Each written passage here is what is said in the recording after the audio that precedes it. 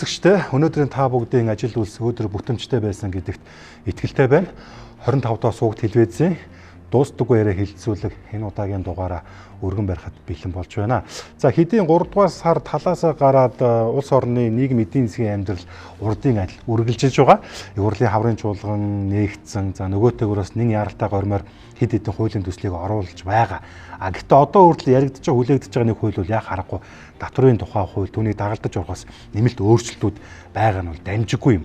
За тэгвэл бид энэ удаагийн хилцүүлгээр үзэж тавг анзаарж байгаа байхаа нөгөө ойр орхон баяр ёслууд болж байгаа учраас иргэдийн гар дээрээс бэлэн мөнгөний хомсдол байх шиг байна. За нөгөө талдаа зах худалдааны төвүүд бол хүм багтаа. За ер нь л буруу хараагүй бол хүүхнүүд нэг гар утас майдсан, залуучууд нэг 5 гар муу шиг тоглосон шиг л өдөр хоногийг өнгөрөөж явах шиг байна. За тэгвэл бид яг энэ хүрээнд онлайн шоп буюу захин дэлгүүрүүд ер нь татвар төлдөг юм уу? За нөгөө талдаа яг энэ хуулийнхаа дагуу үүргээ биелүүлж байгаа бизнес эрхлэгч аж ахуйн нэгжүүд маань зөвхөн татвар төлөхөөс гадна хэлэг айл, нөөц, түрээс цалин гэж одоо явж өгдөг. Тэгэхээр яг энэ хоёр бизнесийн салбар маань яг нэг гараанаас адил тэгш гарч чадаж байна уу?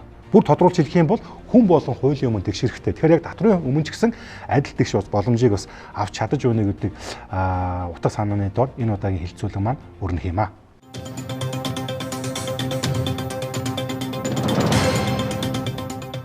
За ингээд хилцүүлэгт хүрэлцэн ирсэн та тавдаа талархлаа илэрхийлье. Би орчлоо нэлээд бас юм хөвжөлтэй байдлаар хий гэсэн тэгээд хүн амтыг нээсэн үү яасан за чадаагүй бол sorry. За ингээд үлээ хилцүүлгээ эхэлнэ. За өнөөдрийн манай хилцүүлэгт зочноор Даваагийн Цэнд сүрэн Галийн ерөнхий газрын ёс зүйн дэд хорооны дарга, Дэлхийн Галийн байгууллагын эрсдлийн удирдлагын зөвлөх, Нэгдсэн үндэсний байгууллагын худалдаа хөгжлийн баг хурлын худалдааг хөнгөвчлөх зөвлөх, доктор Шимэд Гочоогийн өнөр жаргал, санхүү эдийн засгийн их сургуулийн нягтлан бодох бүртгэлийн тэнхимийн ахлах багш, татврын мэрэгчсэн зөвлөх, Алтан хуйгийн бар хүү, санхүүч, судлаач, инженер, Жаргал сайхны онон, санхүүгийн шинжээч, Чулуунбатын хан түмэн, бизнес эрхлэгч, комедиан. За тэгээд найзуудаа өнөөдрийн сэдв бол их халуухан. Энэ сэдвийг хийхин тулд би оноос өмнө бодож ирсэн. Тэгээд яа харахгүй өнөөдөр л яг хувь зохиол нь байж таарлаа. Тэгэхээр юу хөө? Би шууд л асууя та таваас. Лочин товч хариулъя явчих нь бол зүгээр би халаалт гэж бодъё те. Яг өнөөдөр Монгол улсын нийгэм эдийн засгийн амьдрал ямар байна вэ? Саяхан сар шинуулсан залгаад Мартин 8 цэргийн баяр за удахгүй ч удаас өөр одоо энэ тэмдэглэлт өдрүүд явна. Тэгэхдээ би эргүүнийхээ хувьд бол нийгэм эдийн засаг бол яг миний санаанд бол хүрч чадахгүй ч тийм хэмжээнд байхгүй учраас би та таваас яг өнөөдөр яг Монголын нийгэм эдийн засаг таны бодлоор ямар хөө төвшөнд байна? Барах уу? Эдийн засгийн тав ярих юм уу? Гэхдээ та зүгээр эдийн засаг юу гэж бодож байна? Одоо яг байгаа төлөв байдлыг. Яг засгийн газрын тэргүүн маань макро төвшөнд бол их сайн үзүүлэлттэй байна гэж зарлж байна. Тэ инфляц одоо 5% орчлоо гэж ярьж байна. Тэгээ би нэг пост хийсэн юм аа. 8 сард мах 14 мянга байсан. Одоо 30 мянга болчихлоо. Тэгээд инфляц одоо 5%, магадгүй 50% байгаа мó гэж. Яг тэр Монгол хүнд бол мах бол их чухал стратегийн бүтээгдэхүүн шүү. Тэ мах байхгүй бол Монгол хоосон хонлоо гэж ярьдаг. За ийм байж байгаа. Тэгээд яг хуу валютын нөөц нэмэгдлээ гэж ярьж байгаа. За нүүрсний экспорт сайн байна гэж ярьж байгаа. Валютын гадагшаа урсгал багассан гэж ярьж байгаа те. Машины одоо автомашины импорт нэг дахиж унсан гэж эхний үлрэлтээ өнгөрсөн одоо харьцуулахад нэг дахиж унсан. Гэхдээ нэгэнтээ одоо бас валютын нөөц ингээд хэмнэж байгаа сайн юм шиг боловч сөрөг талууд бас бий. Нөгөө улсын төсөвч нь яаж бүрдэх вэ? Нөгөө онцгой татвараар чинь нөгөө одоо нөөтөр чинь нөгөө л одоо татвараар чинь чөлөө зөвхөн автомашины импортоор бол олон зуун тэрбум төгрөгийн төсөв бүрддэг. Тэр чинь ингээд цогт утгах нэ. За энэ бол нэг челленж болж байна засгийн газрын хувьд. За ерөнхийдөө эдийн засаг гэдэг хүмүүс ингээд бизнесийн орчин муу байна гэж ярьж байгаа. Энэ ингээд дэлхийд дахинд ингээд 20 оноос 22 оны хооронд пандемия гэдэг одоо цар тахал гэдэг их том хүчин зүйл нөлөөлөд дэлхийн эдийн засаг өөр аюу өөр болсон. Тэр цэцмэ худалдаан дээр бол нэлээд олон худалдааны рүүл одоо худалдааны дүр төрх өөрчлөгдсөн.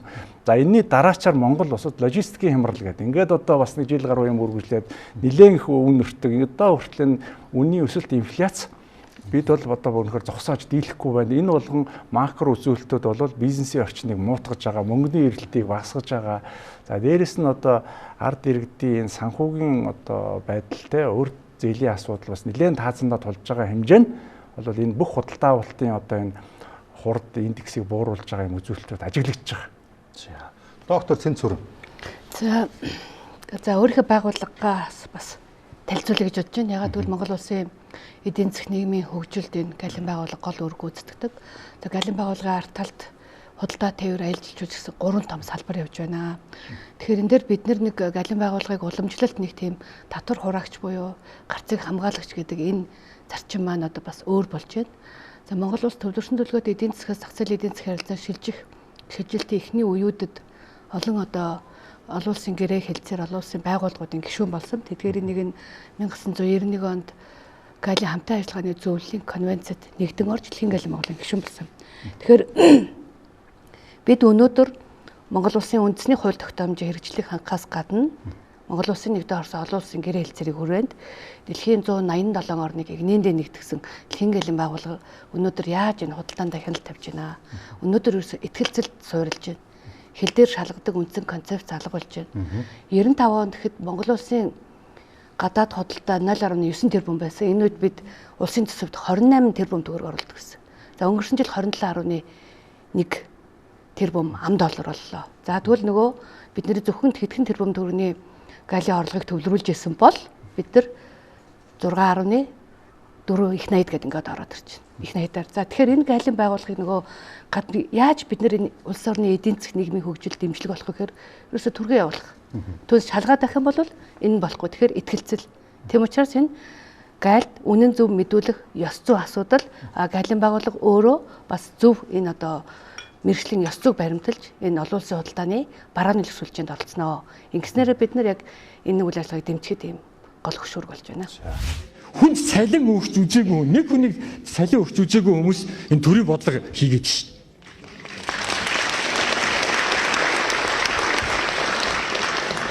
Тэний шууралд байгаа нэг хідэн гишүүд нийлээд нэг лобби байгуулчихчих. Нөөтийн доторыг хөндөсөн. Нөөтийн доторыг одоо энэ шийдвэр гаргахтаа арга биш 5% болгоё нэгдүгээр шүү дээ.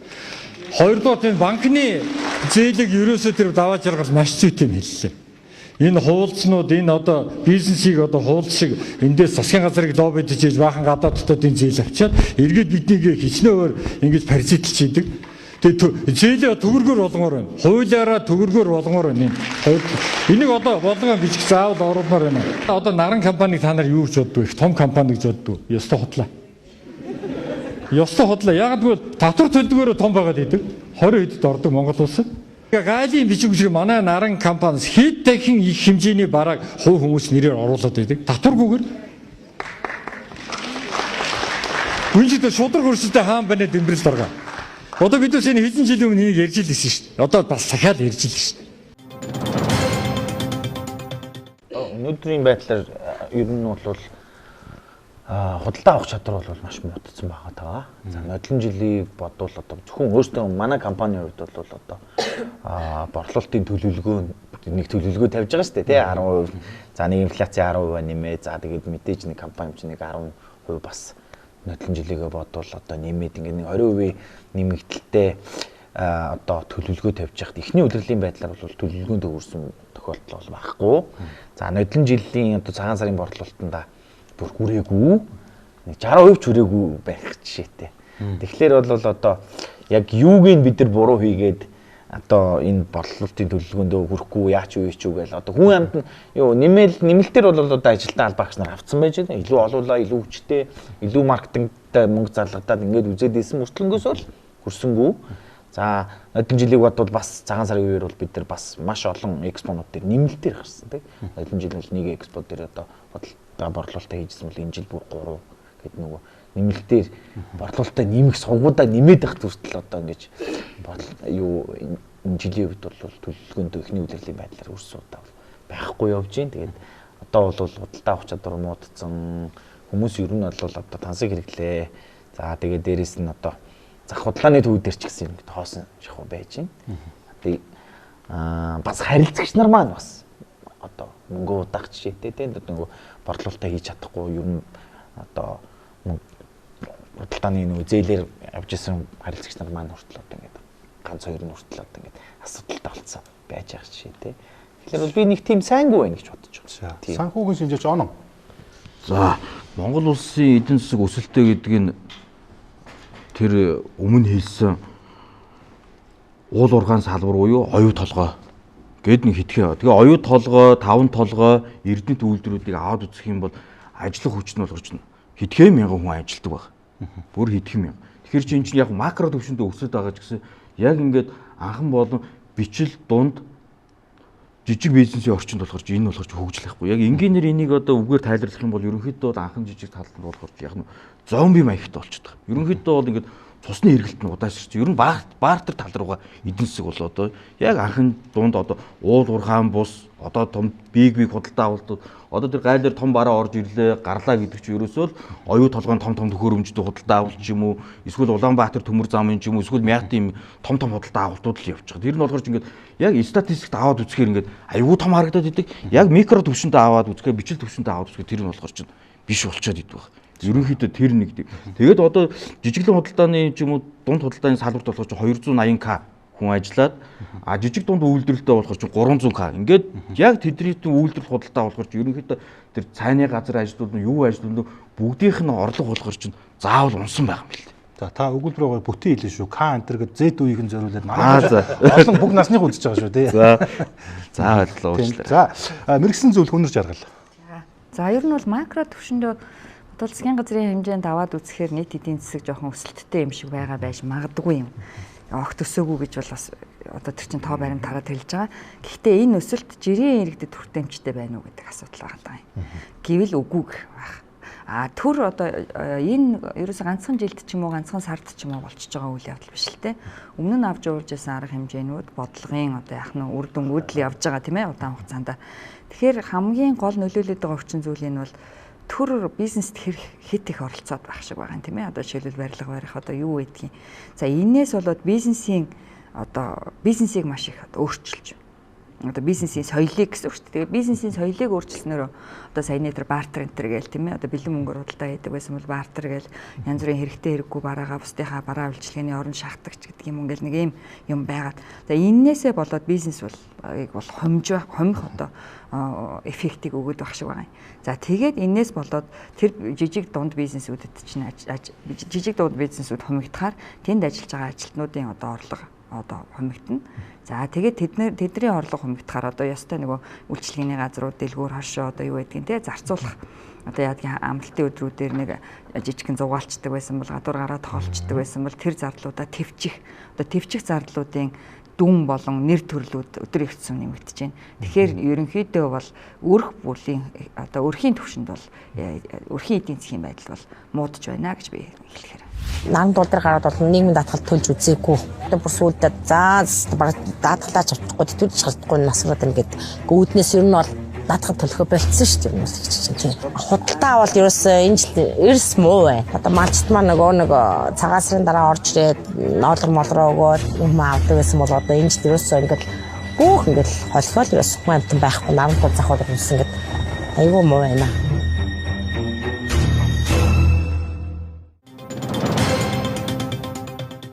За баярлалаа. Одоо хэдүүл асуудлаа гүн рүү орно. Сая бол би хэлсэн зүгээр панч буюу би аллалт байсан шүү. Ерөнхий төлөв хэлсэн. За шууд хэлээ. Он гарснаас хойш томоохон захудлааны төв хөнгөө байна.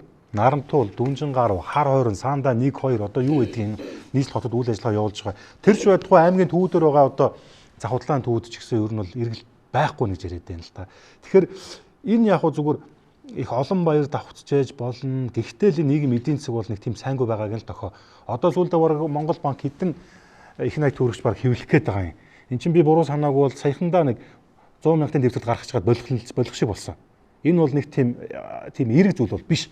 Тэгэхээр одоо ингээд эн чинь уулны ингээд энэ жижиглэн худалдаач гэдэг юм уу ер нь Монголд одоо худалдаа 8 бол ингээд идэвхтэй байж ил улс орны одоо яг те энэ эдийн засаг одоо энэ амин судас бол ингээд цусны иргэн штэ. Гэтэл энэ чинь ингэж чадахгүй байна л та.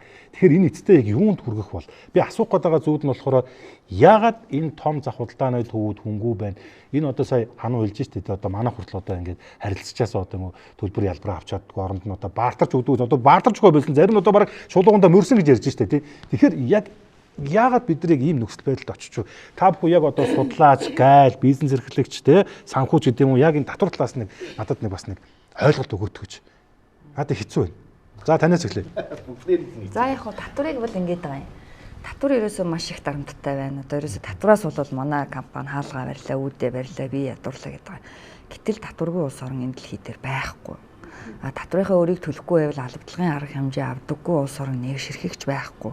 Бүгд одоо хариуцлагатай одоо дуртайж дургуйч төлөх ёстой. Энэ татвар төлөхөд юу их одоо сөргөөр нөлөөлдөг вэ гэвэл бодлогын хөнгөл чөлөөлтийн бодлого. Манайд бол одоо яг мэдрэгдэж эхэлж байна. Энэ хөнгөл чөлөөлтийн бодлого нь хоёр татвар төлөгчийг ялгаатай авч үзэх. За зүгээр жирийн одоо энгийн хэвийн татвараа төлөөд явж исэн хэсэг тэр хөнгөлттэй салбар руу хошуурах. Тэр хөнгөлтийг олж одоо эдлэхийн төлөө одоо ямар нэгэн байдлаар бас магадгүй одоо дөрмийн бус үйлдэл хийх. За тэгээд одоо яадгийн тэрэнд таньдаг мэддэг хүн хайхч гэдэг юм уу. За ийм байдал нэгдүгürt үүснэ. За хоёрдугаарт болохоор эдийн засаг өсөлттэй байх үед татврынхаа өрийг төлүүлэх арга хэмжээг хангалттай авч явуулаагүй байна. Ихээр хуримтлуулчихж одоо боломжтой байгаад хахад одоо улсын төсвийн орлого нь бүрдээд байхаар учиргүй одоо яах нь татврынхаа ирэлд гарахгүй татврынхаа өрийг нэхэхгүй байгаад байна да. Гэтэл өнгөрсөн жилээс эхлээд одоо татврын төсвийн орлого тасалдаад татврын өрөө одоо цуглуулж авахаас өөр аргагүй нөхцөл байдал үүсэж байна. Тэгэхээр татврын өрийг нэхэх байдлыг одоо нэлээд шуурхайлангууд татвар төлөгчд маань бухимдаж эхэлж байна тийм ээ. Өмнө нь нэгтгэхгүй байсан одоо ингээд болоод байсан би цалингаа тавих гэдэг ахт чинь яхаараа татвар надаас авдیں۔ Гэтэл яг одоо бизнесийн үүднээс бол татврын зардал маань яг цалингийн зардалтай ижилхэн, түүхийд материалын зардалтай адилхан, одоо түрээсийн зардалтай адилхан бизнесийн зардлын нэг хэсгээ гэж онлын хувьд үздэг. Гэтэл одоо нэг зардлын одоо төлөхгүй гаргахгүй байж одоо гаргасан ч гэсэн тэр зардлаа боддоор одоо мөнгөөр төлөхгүй байж болгоод хүмүүсээ муузан сургасан байна шүү дээ. Бизнес эрхлэгчдийг муу занд сургасан байна. Тэгэхээр хизээ нэгэн цагт төлөх үрийг одоо тэгж төвчж хойшлуулж ингэсэн нь эргээд одоо өнөөдрийн хүндрэлийг бас улам гүнзгийрүүлж байгаа шүү.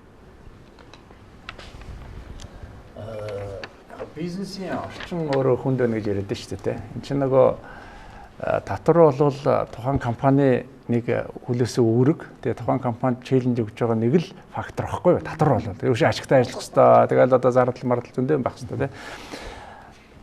Би худалдаа ажилтны танхимдэр зөвлөх хийж байхад нэг татварын багцуулалттай холбоотой хэлцүүлгүүд явуулсан юм. Тэндээс би хоёр зүйлийг хараад их гайхсан. Топ татвар төлөгч нар гэдэг ингээ томхон компаниуд татвар дээр ямар ч асуудал комплейн хийхгүй байгаа. 10% окей.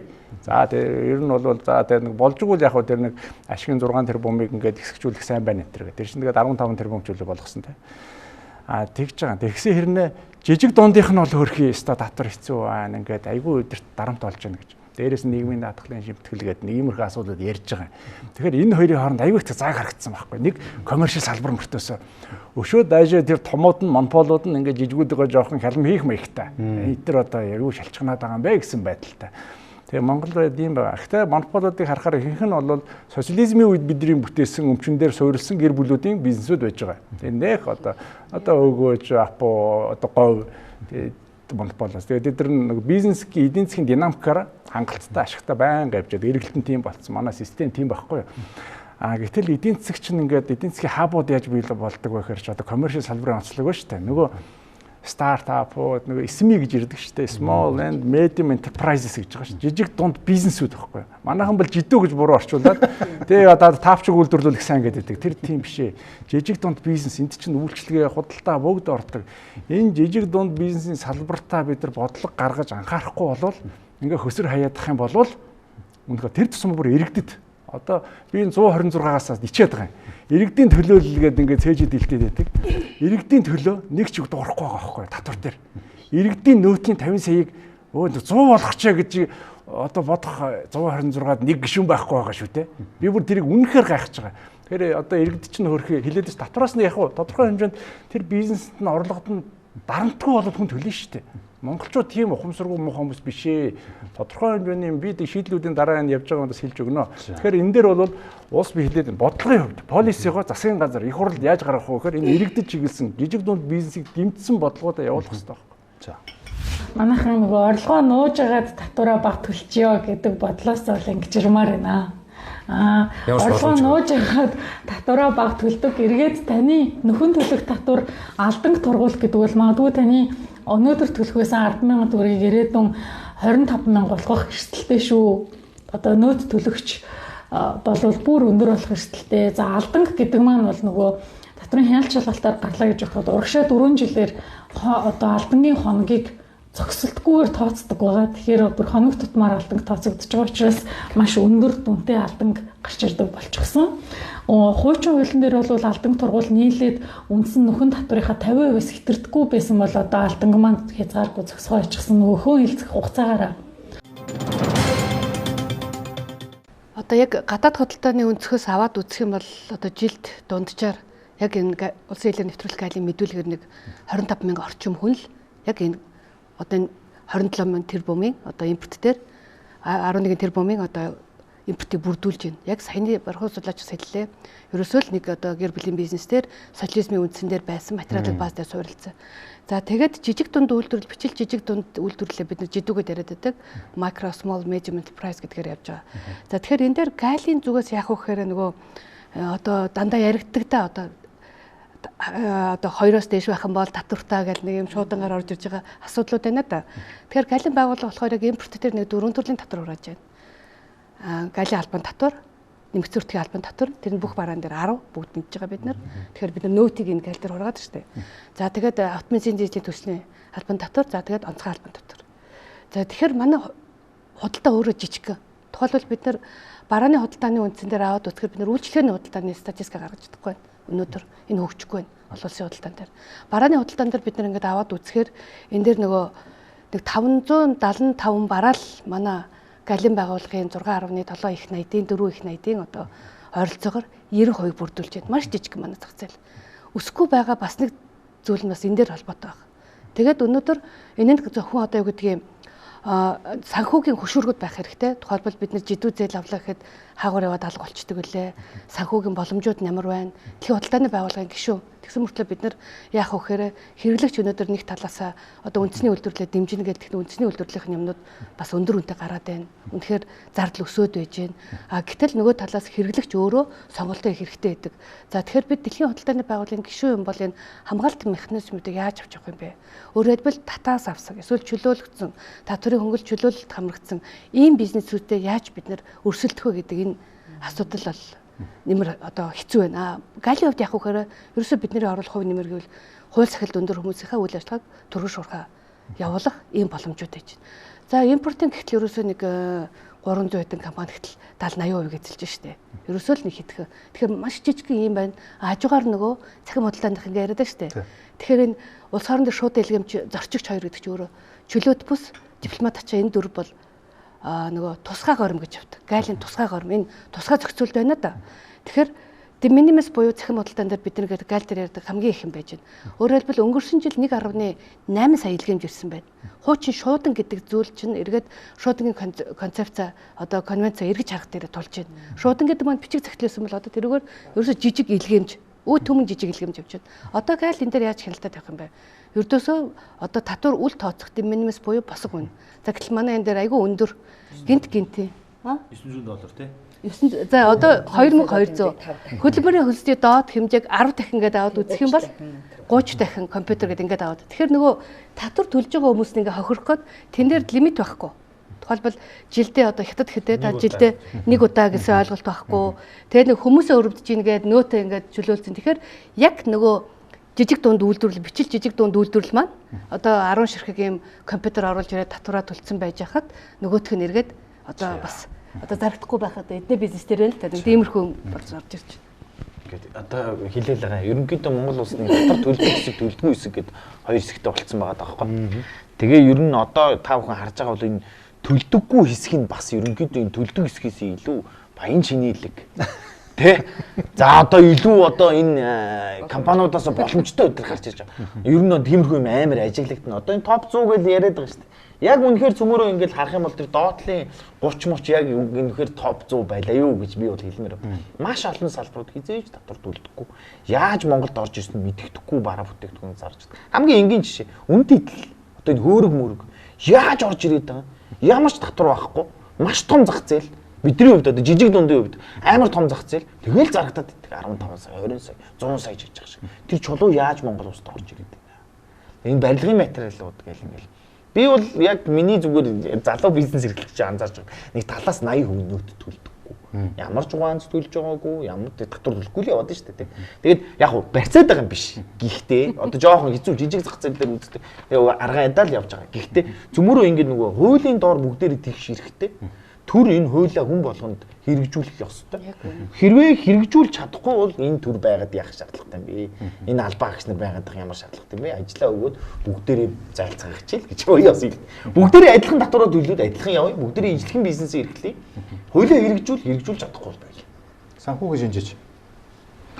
За Монгол улсад 280 орчим мянган аж ахуйн нэгж татвар төлөгчөөр одоо бүртгэгдсэн байгаад байгаа. А түүнээс болохоор чинь 66 мянга нь болохоор татвар төлдөг аж ахуйн нэгжүүд байгаа. А 66 мянгаас 66 мянга нь жижиг дунд бичил татвар төлөгчд байгаад байгаа.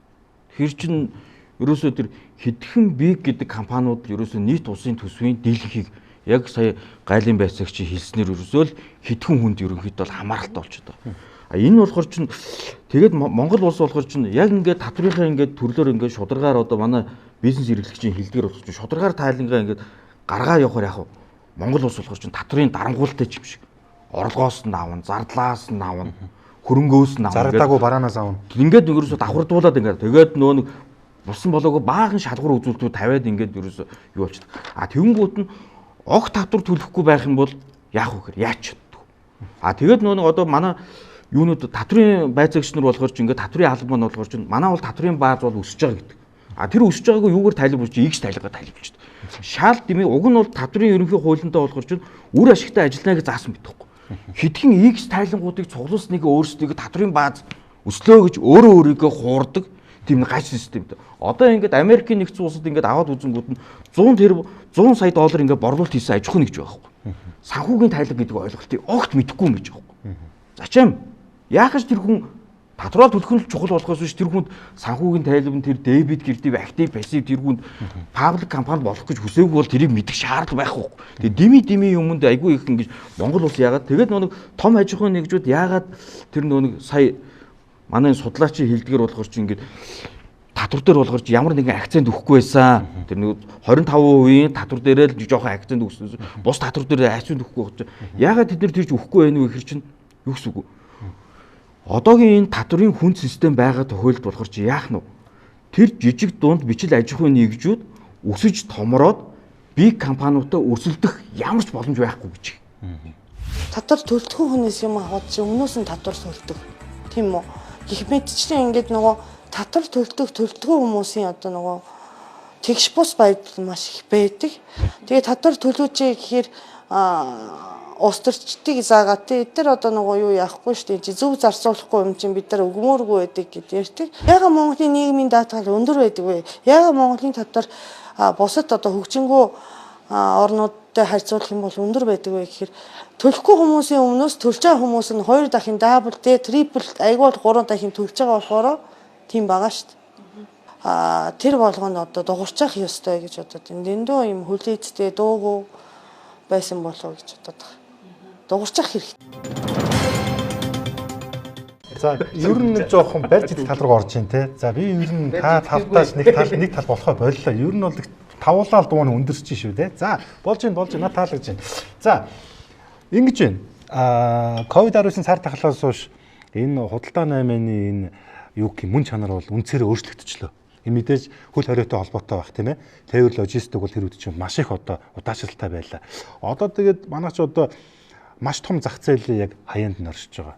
1.4-5 тэрбум хүнтэй зах зээл гэдэг бол тоглоом биш. Бид бол баг саксны бөмбөгийн ажил бол шар будаач хөрөхгүй ширхэг. Тэгэхээр энэ юу л болоод байна л да. Одоо хуучин чинь бол ингээл хүмүүс ингээл очиод тэр бараа үйлчлэгийг бол очиод авдаг байлаа. Одоо ордог, үздэг, хардаг те. Тэгээд мөнгөө одоо бодисоор гаргаж өгдөг, карт уншуулдаг, одоо юу ч үдгийнтэй бажууд нь чекч уншуулдаг юм мэдэхгүй. За тэгсэн чинь одоо ерөөсөө бүх юм хүргэлт карго болцсон. Өөрөөр хэлэх юм бол ухаалаг гар усныхаа тусламжтайгаар бол одоо хүссэн бараагаа бол одоо ингээд сонгоод авчижлаа л да. Тэгэхээр одоо нөгөө үндсэндээ нөгөө нэг нь хороол ангууд түрээслэх ямар хэрэггүй болчих штеп. Тэнд очдог ч хүн байхаа болсон. Бишээ цагаан сараар нэг юм шилэп малгай хайгаа явсан.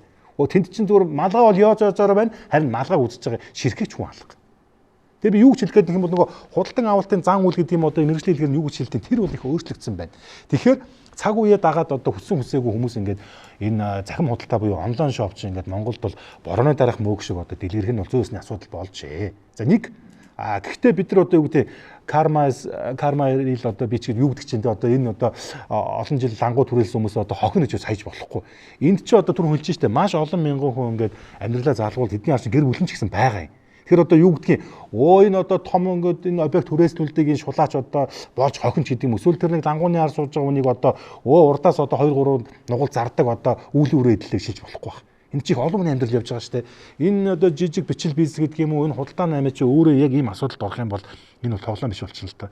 Тэгэхээр одоо нэгэнт ингээд худалдааны одоо нэг систем чи өөрөө ийм байдал шилжчихсэн бол одоо энэ лангуу түрээсэлдэг эсвэл объектыг түрээслүүлдэг одоо хүмүүс хааштай яах ёстой хам зүүж авч.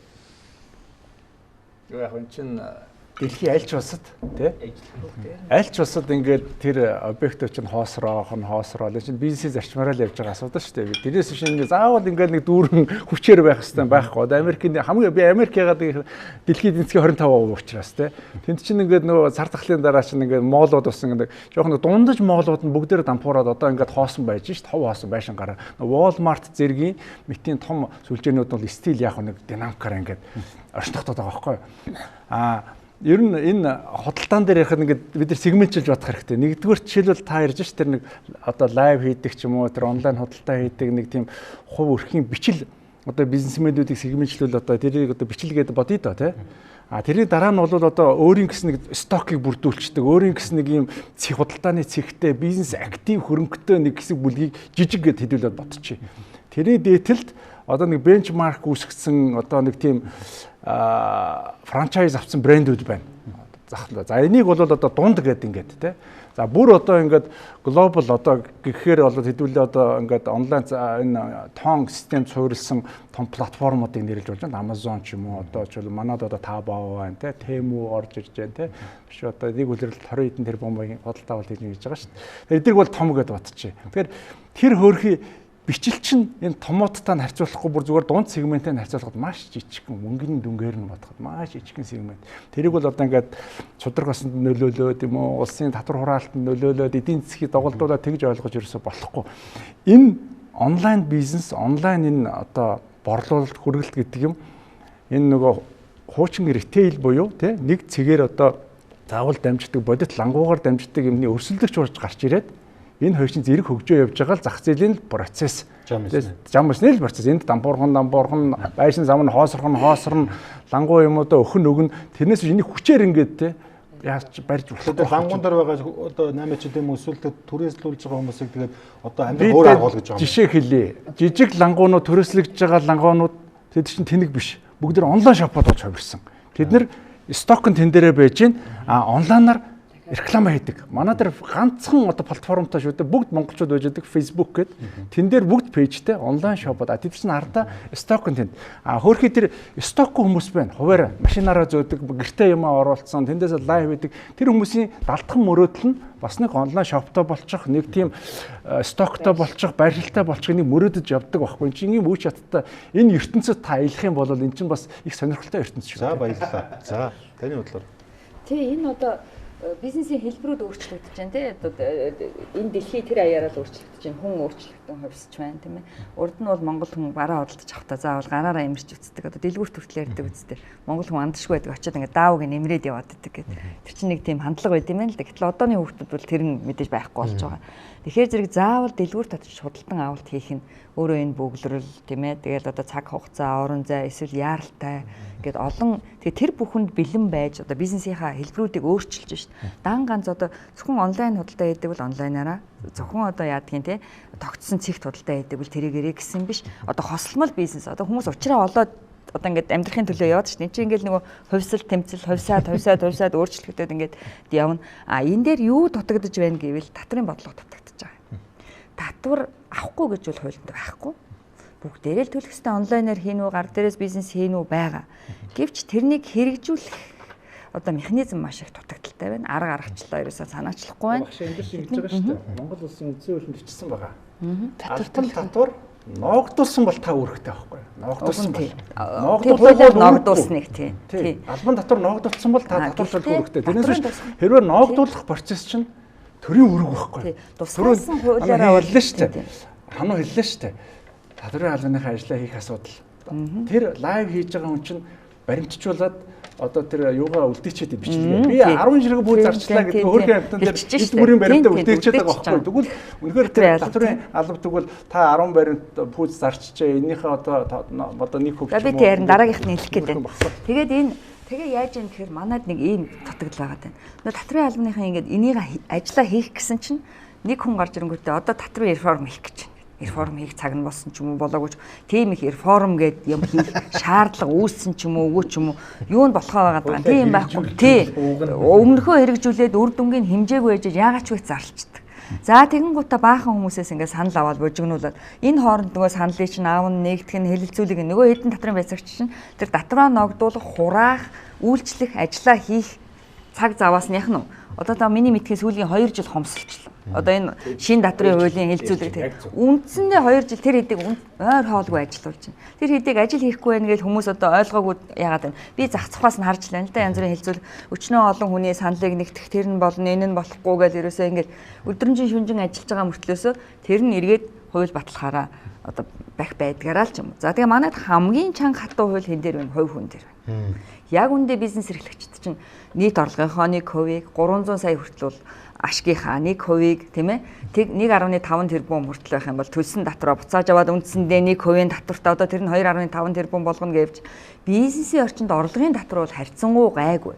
Нэмэгдсэн үртгийн албан татвар бол яагаад дарамттай байгаа гэхээр нөгөө нэг хэсэг нь төлдөг нөгөө хэсэг нь төлдөггүй гэдгээс болоод хасуулах нэмэгдсэн үртгийн албан татвар байхгүй учраас шударгаар бизнесээ хийсэн одоо тайлангаа шударгаар тавьсан тоо мэдээлэлээ ил гаргасан өөрийгөө одоо яах нь татвараа өөрөө тодорхойлсон хэсэгт ачаад дарамт үүсэж байгаа юм. Гэтэл хувь хүнийг үнэхээр түрүүн та хэлсэн тийм хинч хувь хүний тухай ярихгүй байна. Их хурлын 126 гишүүнээс 50-нээр иргэдээ бодё. Иргэдийнхаа бодит орлогыг дэмжийе. Иргэдийн ч худалдаа авах чадвар өдөр хийгдсэн буурж байна. Энэ иргэд чинь цаашаа амьдрын штэ. Энэ иргэдийн чинь одоо яадгийн одоо нийгмийн байдал гэж яриад шүү. Нийгмийн байдалд чинь энэ бодит орлого чинь нөлөөтэй штэ шууд. Бодит орлого бага байвал нийгмийн байдалд ордон штэ. Ухамсар, төлөвшил, бүхий л зүйлд ордно. Соёл тийм ээ. Тэгэхээр энд хэрэгтэй юм а гэдгийг хэн ч ярихгүй байна.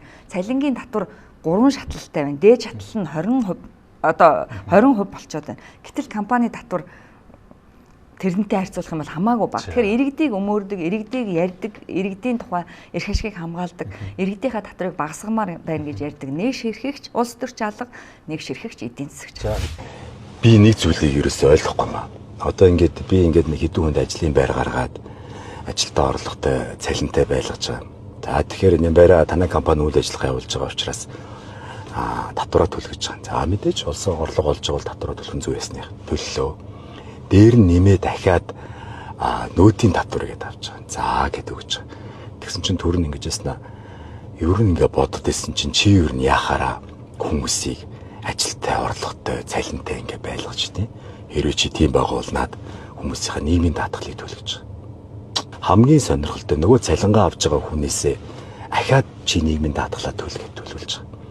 Яг үнэндээ эрүүл мэндийн даатгалын сангийн мөнгө, нийгмийн даатгалын сангийн мөнгө тэгээд нэг хэдэн лөө өрчт нь нэг банкнд хадгалуулсан нэртэй дотор хуваагаа аваад дуусгаж байгаа зү. Цөмөр нэг юмыг ахаад харах болчих. За одоо энэ нөгөө татврын алба гэж нэг алба байдаг шүү дээ. Энэ алба маань одоо за сүүлийн хэдэн жил гэх юм. За бараг 20-од жилтэй яг л ингээл ижлэг. Одоо энд би бол миний харж байгаагаар бол энэ бүх эрх мэдэл нь байна, боломжнууд нь байгаа тий. За одоо Америк шиг хүн болгоны одоо банкны хуулгыг хараад тэндээс нь татварлах боломжнууд байна. За дээрэс нь одоо ил болчлоо шүү дээ. И баримттай бүгдээрээ картаа холбогдсон. Одоо бизнес эрхлэгчнэр чинь бүгдээрээ нэг жижиг хөөрхөн космос барьцсан. Тэгэл тэрнгээр нь татварлах боломжнууд байгаа шүү дээ. Нэг үе олон хийхгүй л байгаа тийм. Ер нь бол тийм. За тэгээд хийгээд эхлэх юм бол энэ татварын хэмжээ их байгаа. За тэгээ ер нь амьдрал дээр нь нөлөөлж байгаа гэдэг асуудал нь амар ил тод болоод гараад ирнэ. Энэ хүмүүс ч аюу их хурдан улс төрийн идэвхтэй болоод тэ ягаад гэвэл өөрөөс нь авсан татвараар боржуу солиод эхлэх гэж жуулна шүү дээ. Тийм биз. Би бол тэгж хардیں۔ Тэгээд ихэнх нь бол нөгөө татвар төлдгөө учраас улс төр за тэгээд дээрэс нь энэ нийгмийн байдлын сонирхдаггүй. Өнөөдөр өөрийнхөө 10 төгрөгийг олоод тэндээсээ амиа борлуулад явж байгаа бол тэрэн дээр нэг сонирхолтой. Та ингэж хэлэх гээд байна. Одоо байгаа энэ төр засаг бол татвар төлдгөө хүмүүсийн саналтай гарч ирсэн гэж хэлэх гээд байна уу? Тийм, ер нь бол тийм. Эдрийг татвар төлөвлөхгүй байлгах юм сонирхолтой баг. Цаавараа. Энд дэр нэг юм хэлчихээд хөө. Яг нь иргэний татвартай холбоотой. Монгол улсын экспортын бүтээгдэхүүний 90% нь уул уурхайн салбарын бүтээгдэхүүн. Төсвийн орлого бүрдүүлдэг одоо 30% нь уул уурхайн салбарын бүтээгдэхүүн байж байгаа. Уул уурхайн салбарын бизнесийн үндсэн бааз түүхийд нь Монголын ард түмний өмч байгаад байдаг. Өмч шүү. Энийг бол үндсэн хуулиндаа яг мэдээлэл гэж бичсэн байдаг. Төр нийтийн өмчгөд тодорхойлсон байдаг. Хүн тэнд хөрөнгө оруулаад таны өмч чинь тэнд эргэлдээд тэрнээс чинь роялти, тэрнээс чинь амнаад, тэгэл орлогоор зөндөө татвар төсөвт бүрдчихдэг байхгүй юу? Энд сууж байгаа ч гэсэн та нарын өмч тэнд яваад байгаа байхгүй юу? Тийм учраас бити ингэж одоо тэр хөрхөө лайв хийж байгаа татвар төлөхгүй байх ч гэдэг юм уу? Энэ гудамжаар алхаж байгаа хүн татвар төлөхгүй гэж бити хэлээч. Ер нь зөвхөн онлоороо нөөтийн худалдан авалт ерөөсө бараа бүтээгдэхүүн худалдаа болоос хэрэглээний sales tax төлөөд байгаа шүү дээ. Тэгэхээр онлайн бизнес хэрэгслийн тууцын дарга юм уу? Гэхдээ энэ чинь бид нар ойлгохгүй болвол ингээд нэг хэсэг иргэдэрүү чи ингээд чиглээд ингээд татвар төлөхгүй байж одоо иргэдийн дансыг шалгаж гэж байгаа шиг тий. Үгүй тэр чинь иргэдийн чинь зардал нь амар өндөр, амар хөрш иртэй. Бархуу өөрөө дайн эхлүүлж дээ. Би за гээл оръё. За эхэлнэ. Яг түрүү манай татварын зөвлөл хэллээ тий. Яг гэвэл татвар авдаг штэ. Улсын татвараас бүрдэж ил байна. А тэгэхээр энэ хэрэгжүүлэгч хэдэн агентлагуудаас яах юм бэ гэдэг асуудал байж байна. За тэгэхээр энэ дээр нөгөө одоо нэг Австралийн галийн жишээ ярил л да. Одоо бид нар ингээл за одоо ингээд галийн байгууллага татвар их авлаа, үнэ нь ийм байна гэж яар. Бид үн тогтоодоггүй. Дэлхийн худалдааны байгууллагын Марракешийн хэлцээрийн 7 дугаар зүйл дээр энэ барааны ерөөсөө энэ худалдагч бит хоёр л энэ үнэ мэднэ. Түүнээс гайл мөн үгүй юу гэдгийг харна гэсэн үг тийм. А ийхүү хянагтаа яах вэ гэхээр ерөөсөө тэр энэ танад худалдааны луур яаж гарах уу гэхээр одоо тэгсэн чинь Фениксийн синдром буюу одоо нөгөө галчин ууны синдром гэдэг штеп. Тайлан гарахаас өмнө л шинэ компани орж ирээл болиол эн чинь бас нэг тийм худалдааны луурууд яваад байна. Офшор явж байна. Тэгсэн чинь уучлаарай эдгээр татвар төлөхгүй бол өөртөө алуулчихдаг чинь. Яг гэвэл тэр улсад өөртөө би татвар төлөхгүй бол болохгүй. Жирийн нэг жижигхэн оюутан хүүхд хүртэл би татвараа төлөх ёстой гэдэг тийм өөрийнх нь концепц байж байна. Тэгэхээр өмөрх юм биш бүгдээр л адилхан төлье. Харин тэгээ 3 сая 500 төлөө яваад байгаа. Үгүй яг зүгээр хэлбэрийн нэг тодорхойлчлаа. Одоо хэлгээ яг зүгээр шууд бус орлогыг бол бүгд төлж байна. Шууд орлогоосоо харилцсан адил. Ингээд байгаа байхгүй. Одоо цахим бодлоо. Идэвхтэй орлогоосоо. Энэ цахим бодлоо өнөөдөр дуусахгүй яриа. Угаасаа яг манай яг энэ нэвтрүүлэг дээр орж ирж байна. Дуусахгүй. Угаасаа дуусахгүй. Дэлхийд нь чадахгүй байж байна. Ковид үеэр улам хөгжлөө. Өнгөрсөн жил гихт чинь одоо жил болгоо нэг 7% өсөж байна. Өнгөрсөн жилийн цахим бодлооны эргэлт чинь 6.7 их найд ам доллар болчлоо. За дэлхийн жижигжин худалдаагийн 20% нь хил дамнсан цахим худалдаа болчлоо. За одоо энэ дээрс яаж татвар хураах вэ гэдэг асуудал гэж. За энэ дээр татвар хураах асуудлыг бид нэр ярьсан чинь нөгөө ер нь яадаг Монгол хүмүүс ягаад цахим худалдаагаар авч болдгоо юм бэ гэдэг нэг дээр үе манай журам байгаад байна. Одоо нэг хөдөлмөрийн хөлсний доод хэмжээ 10 дахин ингээд за энийг олон улсад яах вэ гэхээр улс хоорондын шууд дэлгэм чинь тусгай горим. Галийн тусгай горим. За энд яах вэ гэхээр нөт одоо хөдөлмөр өсөд доод хэмжээ 10 дахин арилжааны шин чанаргүй 2-оос доош бараа байх юм бол одоо та жишээлбэл 2300 орчим доллар болж байна энэ жил хөдөлмөр өсөд доод хэмжээ. За тэгэхээр ийм өндөр de minimis буюу энэ одоо татвар үл тооцох хувьтай улс байхгүй. Одоо Европын холбоо гэгтэл $22 гэчээд нөөтөө авдаг болж байна. Тэгэхээр энэ тогтолцоогоо схемээ зөв хийчих юм бол энэ бас Тэгээ нөөтийг авдаг чинь ер нь бол нөөт ч өөрөө газар нутгийн системтэй байхгүй. Тэгэхээр тухайн бараг хаана хэрэглэгч хаана байна? Яг одоо жинхэнэ борлуулалт хаана явж байна? Тэгэхээр тэр интернетээр авч байгаа газар байна шүү дээ. Монгол улс авах хөстө дотор авдаггүй л гэдэг энэ олон улстай харьцуулахад чадахгүй байгаа байх. Тэгж хэлэхгүй. Бас би. Ер нь ягаад гэвэл энэ журам байж штэ цагаан дээр хараар бичсэн байж бид нар чи хэрэгжүүлэх чагаад хуулийн дээр. Тэг байж нөөтийн хуулийн дээр байж байна. Галийн тухай хуулийн 38, галийн тархитрын тухай хуулийн 38-1-ийн 5 дээр байж байна. Иргэн одоо нөгөө улс хоорондын шуудан илгээмжээр хөдөлмөрийн хөлсний доод хэмжээг 10 дахин нэмэгдүүлээд тэнцүү шуудан илгээмж орлох юм бол татвараас чөлөөлнө гэж. Хариултаа шууд хэлэх үү? Олон юм захим худалдаанаас татвар авах нь зөв буруу юу? Авна. Авах уу? За, санхүүгийн шинжилгээ юу гэж бодож байна? За, онлайн худалдаа болгож ерөнхийдөө Вистагүй үзэгслэн бол. Одоо нэг дэлгүүр лангуунууд ажиллаад байна гэдэг чинь тэр нь бол ерөөсөө бараагаа хүн болгож чинь зарим хэсэг нь болгож чинь консерватив үзэл бодолтой зарим хэсэг нь болгож чинь заавал мэдэрч үзэх гэдэг. Тэр хэсэгт ерөнхийдөө бол зориулж бол ерөнхийдөө одоо дэлгүүр оршоо элдэн юм л одоо үзэгслэн маяг Вистагүй маягаар л ерөнхийдөө ажиллаад байгаа. Тэгээд сахим худалдаа ерөнхийдөө бол дэлхийн зах зээл дээр бол айгүй хөгжиж байгааг манайхан бүгд ярьж байна тий. Одоо жишээлд нь Оросын холбооны улсын хамгийн анхны доллараар тэрмтэн Татьяны Бабулжиг болохоор чинь бас цахим худалдааны л бизнесмен хүүхэн тэгээд тэр болохоор чинь анхны эмэгтэй тэрмтэн болсон байгаад Оросын Wildberries тий. Тэгээд одоо ингээд яг цахим худалдаан дээр ингээд суурлаад Бурайд республик болохоор чи яаж амар том агуулга барьж байгаа байхгүй. Бүх тэм логистикийн холбоо төмөр зам машин унаа бүх юмуд явсан. А манай Монгол улс болохоор чи яаж агуулгынхаа зориултын тэр худалдаа нь олон тусгай зөвшөөр юу жилээд баг уг нь бол баахан юм онцгой бүсүүдтэй байгаа гэсэн. Тэгээд энэ Монгол улсд болохоор чинь цахим худалдаа одоо саяны тэр нөгөө дэд бүтцүүдийн төрөөс хөгжүүлээгүйгээс болоод яаж байгаа хэрэг чинь одоогийн Монгол улсын цахим худалдаа болохоор чинь 70 эдийн засаг өсгөх хэмжээнд болж байгаа. Монгол улс болохоор чинь хуучин болгоор чинь нэг 70 эдийн засаг бол нэг оюун эрдэнэ ерөнхий сайдын үед болохоор чинь 30-40% таа байсан гэдэг өөрөө ч амаараа хэлсэн. Тэрний хариалах энэ хууль хэрэгжүүлдэг агентгууд нь ч бас тэгж хэлсэн байгаа. А тэгэхээр ч одоо энэ маань өсөд бүр ерөнхийдөө одоогийн төвшөнд бол ерөнхийдөө 50% хүрчлээ.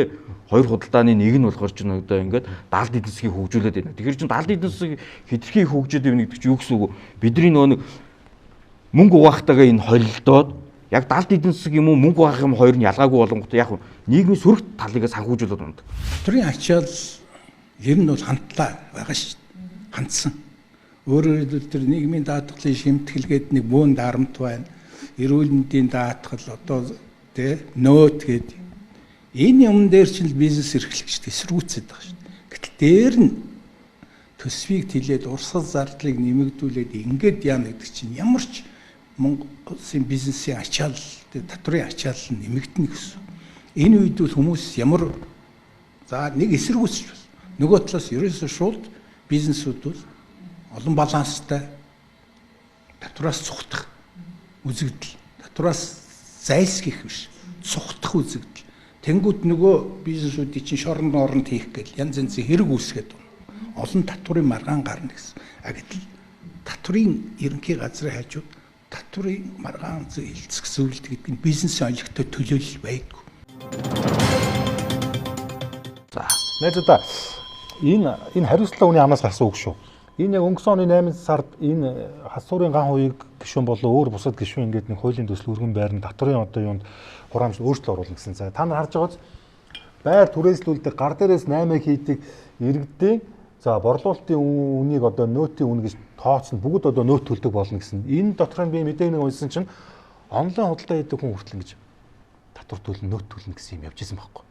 Тэгээд би итгээг байхгүй. Ягаад итгээг вэ? Одоо манай хажууд нэг бөмбөрөө том худалдаа амьд байна. Та нар ороод ямар ч бараа ав. Хинч танаас нөөт өгөхгүй. Өгөхгүй. А гэхдээ зарим нь өгдөг гэдэг цаас өгдөг. Тэрийг би очиод нөгөө нэг утасны аппликейшн нөөтийн нэг үед тэнд уншуулгууд зүгээр л тэдэнд дөрвийн авсан гэж гарна. Миний тэр нөгөө нэг юунд хоёр юм буцаа олголтод юуч байхгүй гэж. Бадлгаажгүй угаасаа тийм. Тэгээд би одоо асуух гээд байна л та. Энэ ингээд нэг хуулийн төсөл ингээд явсан. Энэ мэдээж дээр эн чинь нэг сүртэй. Бүгд л төлнө гэдэг юм. Тэгээд та нар түрүү яг тавуулаа надад хэллээ шүү дээ. Энэ улсын иргэн бүр татвар төлөвлөлт бүгд төлье. Эсвэл болиё. Гүн чи эргэтэй гэж байх ёстой шүү дээ. Хинэн татвар төлөөд хин татвар төлдгөө нь ингээд одоо юу гэдэг хүнсний толон хүүхдийн 100 одоо тэр нөгөө шахмал дүүс мөш одоо зүйлээр атуусаар өнгөө явж штэ. Тэгээ одоо сонгуул өгөөд гарсан төрцгөө та нар одоо хараач. Нэг ийм л юм байна штэ. За.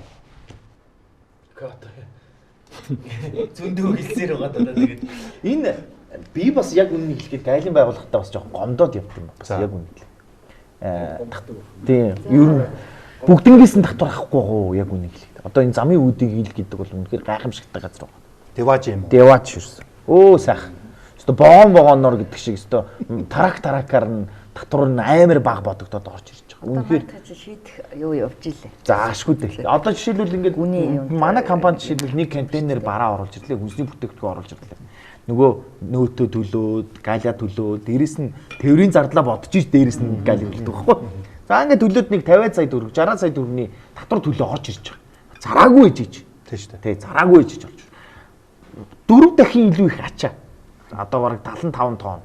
Магадгүй 80 тонн ачаа. Замын үдийг хэлээр дотор нь юу байж байгааг нь мэддэхгүй. Өчнөө 100 хүний ачаа тэнд бараг хотчонд 20 сая төгрөг төлөөл 10 хэдэн сая төгрөг төлөөл олж ирж байгаа. За тэрийг бол одоо нөгөө нэгж бүрээс нь энэ барааны нэгж бүрээс нь 15% татвар дээр нь төлж гин үгүй юу гэдэг. Надад бол эргэлзээт. Тэрийг ингээ багцлж авдаг байх бодож байна. Тэгэхээр энэ урд төвшөөс орж ирж байгаа бараанууд Солонгос, Япон гэдэг ч юм уу бусад орны орж ирж байгаа бараанууд хоёр шал өөр ялгаатай байна. За дээрээс нь манайхан одоо нэг үе бодвол ингээд гадагш аягүйх явдаг болсон Солонгос, Япон, Хятад метод өөрсдөө бичдэг. За сайхан дарж бичиж шүү дээ. Яг үнийг хэлэхэд бол сайхан дарж бичиж. Яг ижилхэн хоёр бүтээгдэхүүн ингээд урд хуршээс орж ирлээ гэж боддог. За эсвэл хаана Япон, Солонгос хаанаас ч хамаагүй. Яг ижилхэн баркодны ижилхэн үйлчлэг. Энийг сайхан 100 төгрөгөөр бичиж байна. Энийг үндсэн үнээр нь бичээд ороод ирнэ. Яагаад? За яг дарж байхгүй татвараас нууж штеп. Ийм бүтээгдэхүүнүүд өнөөдөр Монгол улс зөндөө байгаа. А энэ бүтээгдэхүүнүүд чи өөрөө энэ дээр татвар ингээд талаар нь татвар төлсөн. Талаар нь ингээд эн чи одоо ингээд зах зээл дээр орж иж байгаа 1000 төгрөг. Энэ нь хөөрхий 1500 магадгүй 2000 төгрөг орж иж байгаа. Энэ 1000 төгрөгөөр ороод ирсэн бүтээгдэхүүн чи энэ бөмбөр зах дээр ч гэдэм үү нарамдуул зах дээр зарагдаад байгаа. Яг үнэ.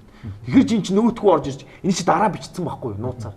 Тэгээ энэ тоон мон бүгдийн жиндийг бүгдийг харуулж авчихсан. Энэ бүтээгдэхүүн энэ нөөтгөө бөмбөр дээр зарагдаад нарамдуул дээр зарагдаад ингээд явдаг. За гомдогч үгүй хэлээ, гомдогч үгүй хэлнэ. За хэлнэ. За үнэн тий одоо яг үнэн биш. Үгүй үнэн биш. 640 хууль тогтоомж хэрэгжилдэг харж байна. Монгол Улсын гайлын байгууллага. Эрсдэл суурилсан гайлын хэлтийг нэвтрүүлээд бид нэр хил дээр бүгдийг шалгахгүй 5 жилийн дотор бүрдүүлэлтийн дарга шалгалтыг бид нэр явуулах боломжтой. Тэгэхээр татварын байгууллагатай хэрвээ энд одоо яриад байдаг болохоос биш яг тийм мэдээлэл байна уу гэдэг дээр хариулт өгөхгүй шүү дээ. Яг ингээл зүгээр л амаараа яриад тэнд тэгж ингэж ин гэдэг болохоос биш тэр чинь тийм юм гарч ирээгүй гэж. Тэгэхээр энэ хүмүүсийн амаар явдаг юмн дээр муухай гэхгүй ээ. Үгүй яг зүгээр тэнд хүний хүүхэдтэй гэр бүл нэг компани өчнөө олон хүмүүс тэрэн дээр ч хохор шүү дээ. Одоо уурлал одоо тий. Тэгээд монголчин жижигхэн таны энэ хүн матлаа гэл ингэ ярьж байна. За гомдогч тэгээд үгээд дуусна. За би дуусгаагүй байна. За ингэ тий. Тэгэхээр ингэж тайхгүй яагаад тайхгүй гэхээр бид нарыг штэ ер нь тэгвэл хэрвээ тэр хуурамчаар оруулж ирлээ ийм байна гэдэг тий. Худалдааны луврууд гарч ирж байна. Тэгэхээр энэ гайлын байгууллагад ядаж бусад орны гайлын байгууллага өнөөдөр тэр гадаад нэхэмжлэх, гадаад хилцлийг хардаг мэдээлэл өгч байна. Өнөөдөр бүх юм өгчлөө. Түрүү манай зөвлөх хэллээ худалдааны чиг хандлага өөрчлөгдөж байна. Худалдаа авахчид өөрчлөгдөж байна. Хэрэглэгчийн зан төлөв байна. Өнөөдөр нөгөө захимаар бид нар юм авч ийн гэдээ яриад байна шүү дээ. Jet generation ороод ирлээ. За инхээр бид нар яах вэ гэхээр бид нар бүгдийг шалгаад байх юм бол энэ дээр амжихгүй. За тийм учраас бид нар яах вэ гэхээр ер нь одоо нэг ажилтнанд 5-аас дээш төрлийн бараа байх юм бол Улаанбаатар хоттой оруулж ирээд одоо жишээлбэл сүүлийн 8 жилийн статистикээр гэхэд яг энэ Улаанбаатар гүн дээр манай гол юм төлөвлөрсөн Улаанбаатар хот дээр 31.4 одоо тэрбум ам долларын бид нар худалдаа хийсэн байж байна. Замууд болохоор манай дараагийн импортын нийт одоо импортын 21% эзэлж байна. Улаанбаатар хотод 48% эзэлдэг. За нийт гайлын оруулж байгаа улсын төсвийн гайлын орлогын одоо 60 орчим хувь нь Улаанбаатарын гүний гайл дээр явагдаж байна. За тэгэхээр бид нар яах вэ гэхээр энэ гайлын байгууллагыг хэрэгжүүлж байгаа энэ чиг үүргүүд бид нар бусад байгууллагуудтайгаа хамтрах юм. Тухайлбал бид нар татвартайгаа хамтраад хэрвээ тэр хүн төлөхгүй байвал болохгүй гэдэг юм руу хийжээж энийг авч явах. Гомдогч танаас нэг асуугаад байна л да. Яг нэг жил төрлийн бараа орж ирээд ягаад ингэж хоёр өөр ялгавтайгаар ингэж татвар оноогоод байгаа юм бэ л гэж байна. За дахиад конвенц харна. Ягаад гэвэл эн чинь өөрөө ялгавтайгаар гэсэн ойлголт байхгүй. Энд дээр нөгөө хүмүүс яриад байгаа болохоос биш яг энэ дээр тийм жишээ бол алга. шууд би хариулж чадахгүй. Ягаад гэвэл эн чинь тийм байхгүй юм зүгээр амаар яриад гайл ингэдэг гэдэг болохоос биш. Яг тийм кейсүүд байна уу гэж байхгүй. Гэхдээ бизнес эрхлэлт айцтай байж болох уу? Хэрвээ яг тэр одоо нотлого баримтаа гаргаад ирлээ гэхэд дараа нь тэр нөхөр дахиад гайлаар орно шүү дээ. Тэгэхээр бас айц байж болох уу? Болохгүй. Бид нар өнөөдөр хил дээр бид нар одоо жишээлбэл бид нар бараг шалгаагүй хувийг аваад үзэх юм бол өнгөрчид бид нар 67% бараг шалгаагүй зөвхөн бичгээрэмд шалгаж байна. За одоо энэ концепт этиктэй ёс зүйтэй оролцъё гэвэл бид нар яг үхээр итгэлийн хүлээлгэн өөрийнхөө хууль сахилтыг тодорхойлохоор ийм боломжийг галин байгуулж байгаа. За гомдогч хоёр ярьлаа. Иргэний төлөө юу гэж харж байна? Яг гоё ярьж байна л да. Одоо их доктор юм болохоор. Би таны яриг таслаг үйл төвчөртэй сонссон шүү. Пашн сонссон. Та бас танд пашнс хэрэгтэй. Тэгэхээр манай татврын ерхий газар, гайлын ерхий газар хууль нь айтайхан гарсан боловч тэнд нэг юм байдیں۔ Тогтолцооны онцлогтой журам гаргацдаг. Тэр үйл ажиллагааны хашгаа сайжруулах гээд жишээлбэл зүгээр ингээд бүрдүүлэлт хийх гээд яг одоо том компаниудын импортыг ярихаа болий. Тэр бол окей. Окей, инвойсоор ороод ирнэ. Нэг хаа газараас нэг муу хямдхан одоо хог цуглуулж ирсэн хэдэн хүн ашиг болох гэдэг нэг 5 ширхэг бандаж оруулж ирлээ. За тэгэнгүү тэрээс чинь гайл яадаг вөхөр. Үн чи наад чинь одоо 50,000-аар зардаг үсттэй. За одоо төл одоо 10%, 5,000 төгрөг төлгээд. Тэгэхээр тэр хүн чинь $1 авсан байж болох байхгүй. Гүй би $1-оос ингээ хамдраад ингээд авсан эсвэл цаанаас авсан үнэгүй. Тэр баг жишээгүй юм судалгаа юм. Энэ гэдэг эн чинь ерөөсөн ийм очиртай. Тэгээд яг машин дээр болоод харцсангүй автомашин дээр бол энэ гайгүй болсон байлээ. За аукшны үнийг нэг сүүлийн хэдхэн жилээс бүр өчнөө хэрүүл хийж гүй би эн чинь $1,000 авсан юм а гэж тэгэхгүй бол та нар тэдээр зардаг үстэй тэндээсээ төлөө. Тэнд яг нэг ийм субъектив нөлөө байгаа. Энэ дээр бол журам. Манай татрын хаад өгөхөр орлогыг чинь одоо төрөөсийн орлого бол үйл ажиллагааны орлого биш гэдэг. Юу ч биш наадхаас чинь заавал 10% тэл. Одоо хэлбэршүүлснаар гэх юм бол айгүй тэр чинь журмаа гаргах чинь. Тэгээд дарамтлж эхэлдэг байхгүй юу? Их идэр чи их явдалтай. Нээс ингээд наанаа бол маш сайхан юмнууд хууль сайхан боллоо, ард түмэн компани энэ бизнесийг ингэж байна. Тэнгуү журмаараа хөөхөн ингээд чимхээ за та нарын шүүсийг шахаад өгнө гэдэг. Ингэж явдаг шүү. Энэ бол амьдрал дээр ийм байдаг шүү. Тэгэхээр энийг бол хэдүүлээ одоо яг нэг мэдээж гайлын байгууллагын байцаагч руу дайрах ямар сонирхол алга. Тэр бол ажиллаа хийж байгаа тэр бол системийн өөрхий ажилтдаг. Гэтэл энэ системийнх нь өөр тогтолцоо нь юм байхгүй. Байгууллагын дотоод соёл нь юм. Энэ соёлыг өөрчлөгдөх ёстой. Магадгүй одоо энэ бол одоо тэр удирдах байгаа одоо тэр том их хурлын асуудал байж магадгүй шүү те. За худалдааны төв малчд хэмжлэн баримт өгөхгүй байна гэдэг юм асуудал байна. Тэгэхээр одоо ямар ч хүмүүнээс тийм үү одоо хойрон бизнес эрхэлж байгаа за худалдааны төв малчтаас худалдан авалт хийсэн болвол худалдан авалт хийхдээ бэлэн бусаар л хийчих юм бол тэр худалдан авсан тал нь 10% нөөтийн хасагдуулга хийх зохицуултыг бол хийж өгч байгаа. Тэгэхээр энэ дээр заавал нэмэлт одоо баримт нэгтэг, баримт нэгтэг тэрийг уншуулдаг энэ тогтолцоо бол халагдчих гэсэн үг. Тэгэхээр бүхий л аж ахуйн нэгж байгууллага худалдан авалтынхаа хасалтыг өөрөө тооцоололоор гаргаад өгөх боломж гарч байгаа гэсэн үг. Нөгөө талаараа тэр төлбөр маань бэлэн бусаар шилжчихсэн зэрэг тэрийг одоо борлуулсан иргэн аж ахуйн нэгжүүд маань бол эдийн хэмжээний борлуулалт буюу одоо бизнесийн харилцаанд оролцож чинь түүнээсээ татврын харилцаанд хэр орох вэ гэдэг нь бол шийдэгдэнэ гэсэн. Тэгэхээр иргэний одоо хувийн орлогын албан татврын тайланг бол татврын алба урьдчилаад бэлтгээд тэгээд татвар төлөгчтэй ийм санал болгох юм зохицуулт бас орсон байгаа гэсэн. Тэр нь бол биднэрийн одоо 16 оноос ус амжилттай хэрэгжиж байгаа баримтын систем буюу нөөтөсийн систем суурилаад энэ одоо тайлангийг бэлтгэх юм болцоо бүрдсэн. Одоогийн байдлаар бол бас энэ одоо бид нар татврын албан дээр бол хэрэгжиж явж байгаа зүйлүүд байна. Үүнийг нь бид нар одоо нэг хэлбэршүүлсэн горимтой уяад илүү боловсронгуй болгоод ингэ явуучих юм бол хувь хүн болгон би одоо тайлан гаргах юм байна. Энэ одоо бас мэрэгжлийн ажил шаарддаг хинээр хийх гэдэг ийм асуудал гарахгүй. Татврын алба бол урьдчилсан хэлбэрээр хувийн орлогын албан татврын тайлангийг бэлтгээд хөрвүүлэх нь байна. Тэгэхээр иргэн бол тэргээ шалгаад нийцж яана хүлэн зөвшөөрж яана гэвэл баталгаажуулалтанд дарснаар энэ тайлан бол илгээдээд явах юм зохицуулттай байгаа. Тэр гүний гайл майл гээл харьцангуй шийдэх гээл явж байгаа. Огт юу ч хийхгүй байгаа биш. Жишээлбэл одоо нэг олон илгээгчтэй нэг машинаарууд ингээд олон хүний одоо шилдэг зах худалдааны төвдөр худалдаа хийж байгаа хүмүүсийн цахимаар авчаад одоо нөгөө 8 их гээл гахаа үрээл 90 явдгаа болчлоо шүү дээ. Тэмчнээс шууд одоо харилцаад авч.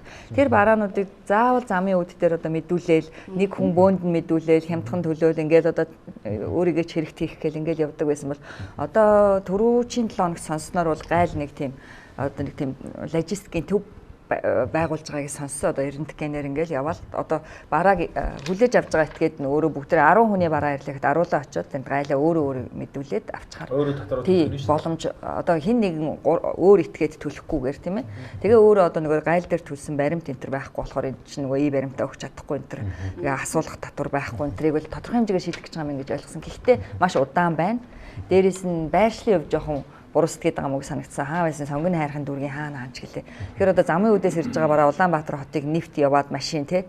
Тэгээд тэр хаа байсан тэр том одоо баруун тал буулгаад хотын төвөөс бүх хүмүүс наран туул энтрээс очиод тэнчинээс аавна гэдэг хэцүү юм шиг ба. Гэхдээ магадгүй дараагийн төвийг зүүн цагт ч юм уу байгуулах байх л та. Би тэгж харж байна. Тэгэхээр энэ огт шийдэхгүй ш тодорхой хэмжээгээр шийдэх гэл ан. Гэхдээ маш удаан. Тэгээд нэг жоохон юм юу байна. Мэргэжлийн бөгөөд жоохон хурдтай баймаар байгаа юм.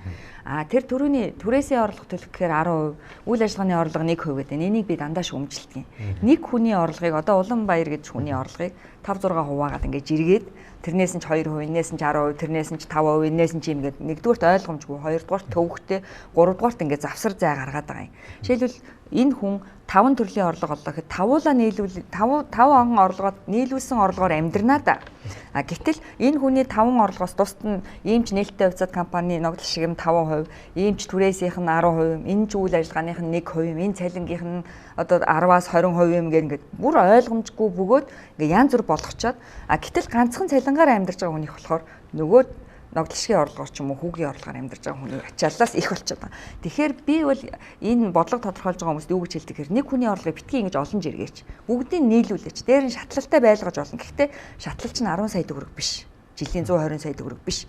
Монголд хүн 120 сая төгрөгөөр гоё сайхан амьдрах боломжгүй. Тийм учраас тэр шатлалынхаа хэмжээг нэмээч.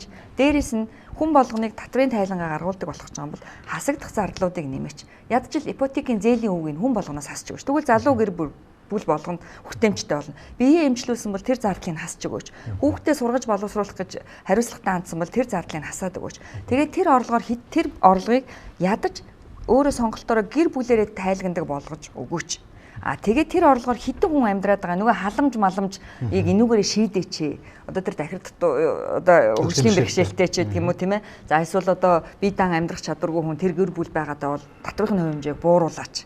Он ч одоо бүртгэл сайжирсан шүү дээ. Энийгээ дагаад гэр бүлийн бүртгэл хүртэл сайжирна шүү дээ. Ажилгүй орлогогүй гэж бүртгүүлчихэд нэгэн дээрээ бүх орлогоо нэмчихэд нэг нь орлогогүй гэж бүртгүүлчихэд халамж аваад байгаа байдал ч одоо багсан шүү дээ. Ингээд системээр навж үзээч гэхээр л ганцхан хувийн орлого албан тэр нэг ажлын хэсэг гараад нөөт дээр ингээд нэг ажлын хэсэг гараад тэр нөөтийн төрөний тэр 400 сая хасуурын гав гишүүний яриад байгаа зүйлийг бол би дэмжиж байгаа мэргэжлийн хүний хувьд. Хэзээ ажил хэрэг болох юм бэ? Гэвэл одоо энэ шинэ хуулийн төсөл дээр явж байгаа. Одоо удахгүй орилол унна. Би үндэсний үйлдвэрлэгч намайг чөлөөлөхөө болчлоо. Инглээ тэглээ стратегийн бүтээгдэхүүн гэл ингээд орилол унна. Ингээд хөнгөл чөлөөлт их байх тусам энэ байдал чинь арилахгүй. Тэгээ би энэ үндэсний үйлдвэрлэгчдийн лоббигоо давж чадах юм бол энэ нөөтийн өөрчлөлт бол дажгүй өөрхөн өөрчлөлт болж чадна гэж үзэж байна. Гэхдээ энэ лоббиг би давж чадахгүй. Наад 400 сая юм шүү. Наадах чинь хэлбэршүүлсэн гормоор тий хэлбэршүүлсэн гормоор та явал нөөцөд чинь 90% буцаад ямар ч бодлого нь бол давхар татварыг иргэн дээр заавал навдуулах сонирхолтой. Багч гэсэн төлөөлнө гэдэг байгаа байхгүй. Ингэх гээд байгаа. Одоо танаас би нэг этахан тайлбарлаж одоохон гэс. Одоо танаас бараа худалдаж авсан чинь та надад баримт өгөхгүй байлаа шүү дээ. Тэгэхээр би таны ингээд харилцах тансруу чинь мөнгө шилжүүлдэг үстэй бид нар чинь ингээд одоо ямар тоолоо сууж илтэй ш. Тэгэнгүүт банкны чинь мэдээлэлээр дамжуулаад тань дээр баримт автомат үсээд тэгээд надаас 10%-аар хасчих байхгүй 400 сая хүрээ. Тэгтэл одоо бол надаас 0 хасагдаад ингээд би өрөнд ороод яваад шүү дээ. Тэгэхээр надаас 10%-ыг хасчихчоод тань дээр 1%-ийг төлөвлөх. Ийм төсөл явж байгаа. Энийг хэрэгжих юм бол одоо бид нар манайхны бие өрөнд орлоо штэ дорж төлөхгүй байх, дулмаадлахгүй байх гэдэг байдал жоохон ч гэсэн дарагдана. Дээрээс нь нөгөө орлогот ил болох байдлаараа сайжрах гэж байна. Эдийн засгийн ерөнхийдөө зохистой харьцаа бол юм дээ. Бичил бизнест болохоор чинь одоо төсөв бүрдүүлэх гээд аваад үзэн штэ тий. Тэр юм бол бичил бизнес нь 25%, жижиг дунд нь 25%, том биегүүд нь болохоор 25%, төр нь нэгээд 25% гэсэн ерөнхийдөө бол тийм зохистой харьцаа эдийн засгийн үед бол авч үздэг байгаад байгаа. Сая татврын байцаагч маань биш гайлынхаа байцаагч маань хэллээ. Гол бараа авдаг бол 90%-ийг хэдхэн аж ахуйн гэж бүрдүүлдэг. Тэгээд татвар болгоор чинь 100% аж ахуйн нэгж нэг татврын 80-90% бүрдүүлдэг. Тэгэхээр чинь 100% аж ахуйн нэгжээс татвар авах гэж 1600, 2000 гайлын байцаагч нийтдээ бараг 5 орчим мянган хүн ажиллах ерөнхийдөө шаардлага байгаа ч юм уу ч юм эдийн засгийн үр ашиг талаас аваад үзэх юм бол тэгэхээр чи бид нар сая хан томгийн хэлээд байгаа яхаа аргагүй төлдгүү тэр хэсгүүд бол байж байгаа. Одоо би жишээлбэл өвөр Монголоос арх захилаа гальгүйгээр л онцгойгийн төлөхгүйгээр л угаар л ороод ирдэг байхгүй. Ямар ч асуудал байхгүйгээр арх жишээ захиалчуд. Тийм болохоор одоо сая тэр хин гээд гişүү маань нэг үг хэлсэн байна л да. Тэр болгоор чинь арга ятсан үг хэлж байгаа байхгүй. Монгол улс болгоор чинь татвараа нөөтийн албан татвар болгоор чинь 10% хэмжээ, 5% хэмжээ, 15% хэмжээ, 25% ч юм иймэрхүү аль юунуудыг ингэж тэвэнгүү чинь Монгол улс болгоор чинь 10% хэмжээг болгоор чинь барьдаг байхгүй. Хөнгөлт чөлөөлт гэдгээрээ аваачаад юмлугөө чихээд нэг тайлгнах гэж байгаа юм шиг, тайлгнахгүй юм шиг тэгээд нэг далд эдийн засгийг хуулиар зөвшөөрсөн яг байдалтайгаар бод байдалтайгаар тийм болж байгаа байхгүй. Одоо сая бэлгэлийн гэрээнүүд явж гин тий мачтаа одоо байдгаар нь л аваачаад тийм ч юм иймч юмний татвар гээд аваачаад бүгдийн лангууны татвар гээд хэдхэн төгрөг төлөөл бүгдийг таачдаг энтергээд маш их тийм нэг сонь юмуд бий болсоо тэгэхээр чинь яг харахгүй бид нар далд эдэн одоо ингээд татвараас одоо зайлсхийх гэмт хэрэг гээд эргэн гэмт хэрэг байж гин тий татвар гайлаад төлөхөөс тэгвэл чи Монгол улс болгоор тэрийг хөнгөн гэмт хэрэг гэж авч үздэг. Тийм ус дэлхийд байна уу? Байхгүй. Тэр чи Монгол улс энэ талаа аваад үзэх юм бол татврын деваацсан юм шиг. Тэгсэн мөртлөө одоо ингээд Эрдэнэ төвлөрийг аваад үзье л да бид нар чи одоо бүгдээрээ Эрдэнэ төвлөр юм. Эрдэнэ төвлөр болохоор чинь 25 онд 4.6 тэрлион төгрөгийн борлуулалт хийж байгаа. Түүнийг 2.3 тэрбум төгрөгийг нь болохоор чи улсдаа тушаачиж байгаа татвар гээд. Тэгээд 693 тэрбум төгрөгийн ашиг олчиж байгаа хгүй. Энэ юу гэсэн үг вэ? Борлуулалтынхаа тал хувийг улсдаа тушааж явахгүй. Ийм өндөр татвараар бизнес эрхлэгч шударгаар тайлан гаргаа явах юм бол Эрдэнэ төвлөр шиг Эрдэнэ төвлөр бол яг төрийн өмчт гэдгээр шударгаар тайлан гаргаа явж байгаа. Гэхдээ тэнд болгоор чинь Эрдэнэ төвлөр шударгаар тайлан гаргах чинь тэнд яг маш олон мянган хүн ажиллаж байгаа. Тэрнийхэн цалингууд байж байгаа. Дээр нэмээд тэр чинь Эрдэнэ төвлөр болсон болоогүй баахан шахаа байж байгаа гэж авилгал хийл ахвал байгаад. Тэр бүх шахаа байгаад ах чинь тал хувийн татвар шууд тушааж байгаа. Тэгээд ахтал. За. Одоо ингээд борлуулалтаас нь аваад үзэх юм бол Монгол улсын татвар Эрдэнэ төвлөртөө аваад үзэх юм 50% юм шиг. Ашигаас нь аваад үзэх юм бол 330% татвартай юм шиг харагдаж байгаа. За, ингээх үү. Уулын би та нараас та юм байна уу? Хэлмээр байна. За, юу гэхээр галын байгууллага одоо ганцхан татвар хураадаг юм шээ. Үндэсний болоод нийгэм эдийн засгийн аюулгүй байдал байна. Хар тамхи мансууруулах бодис, оюуны өмч гэдэг зөндөө олон зүйлүүд байна. Гал өөрөө тусгай горим гэдэг дээр улс хоорондын шууд дийлгэмж, зорчигч, чөлөөт бүс. За тэгээд дипломат ачаа гэдэг энэ дөрөв маань өөрөө олон улсын хэмжээнд тусгай горимгоо явуулж байгаа. За галын байгууллага өөрөө хяналтын бүс байгуулдаггүй. Бизнес эрхлэгч нар одоо тэр боломжуудаа хараад амгалант ч юм уу, сонгон харах ч юм уу байгуулнаа. Бид нар тэр боломж авахгүй. Харин галын байгууллага хяналтын бүс эрхлэл зөвшөөрлөнд хяналт авах боломжийг бизнесээ дэмжиж байгаа. Ийм учиртай. За тэгэхээр нөгөө итгэлцэл дээр одоо татвар төлөх ёс зүй гэдэг асуудлыг яриад байгаа шүү дээ бид нар тийм итгэлцэл. Тэгэхээр ерөөсөө self assessment буюу өөрийнхөө хууль сахилтыг тодорхойлох тийм рүү шилжиж байна. Тухайлбал манайх бүрдүүлэлтийн одоо нэгдсэн төв Улаанбаатар хотоор ингээд галын урах газрын дэргэд байгуулад энэ дээр үйл ажиллагаа ингээд маш хурдан түргэн хийж байна. Тэгээд бид нар энэ жил стратеги төлөвлөгөөн дээр юу гэж болсон гэхээр ерөөсөө шудраг бодлыг нэмэгдүүлэх гэдэг зарлага авчлаа. За тэн дээр бид нар соён гэгэрүүлэх гэж авлаа. Энэ гадна талд байгаа бүх хүмүүсээ соён гэгэрүүл өөрсдөө биш. Тэр мэрэгжлийн ёс зүгээр ажил гадна байгаа хүмүүсээ жишээлбэл ингээд гайл дээр очихоор юм өгдөг гэж бодоод байдаг тийм зүйл байхгүй. Тэгэхээр энэ буруу энэ одоо бизнесээ зөв авч явах энэ ёс зүйгээ бас ингээд хийчих юм бол аль аль нь болох юм аа. За үний асуудал ярьж байна. Бид үн тогтоодог байгууллага биш. Ягаад гэвэл импортын барааны галын үнийг мэдүүлэгч өөрөө тодорхойлоод аргаа тодорхойл гэдэг үг. Түүнээс манай жишг үнэ гэдэг тийм үг хэллэг байхгүй. За аж ахуй нэгжтэй бол хамгийн дарамттай татвар бол нэмийн хүртгийн албан татвар байхгүй. Энэ бол ерөөсөн монголчуудын бүх үйл ажиллагааг богдуулж байгаа. Ягаад гэвэл бид нар нөгөө нэмийн хүртгийн албан татвараас чөлөөлөгдөх экспортыг хийж чадахгүй байгаа учраас. Тэгэхээр бид нар бол бүх нийтээр 5% нөөц төлдөг байх юм бол иргэд цахилгаандаа, дулаандаа, усандаа ингээд бусад бүх юмнаас худалдаж авсан талх махнаас тэр нөөт нь 5% багасчих учраас энэ хамаагүй илүү дөрвтэй байхгүй. Аж ахуй эргэлж байгаа болгонд бас дөрвтэй боломжтой яг тийм мэдрэгдэх байхгүй. Энэ чинь яг аж ахуй эргэлж байгаагаа дарамтлаад тэгээд зүгээр нэг цалин аваад байж байгаа улсуудынхаа асуудал гэдэг илүү анхаарат байгаа байхгүй. Ягаад гэвэл бид тэнийг татвар төлөгчд байхгүй. Бид сонгогчд.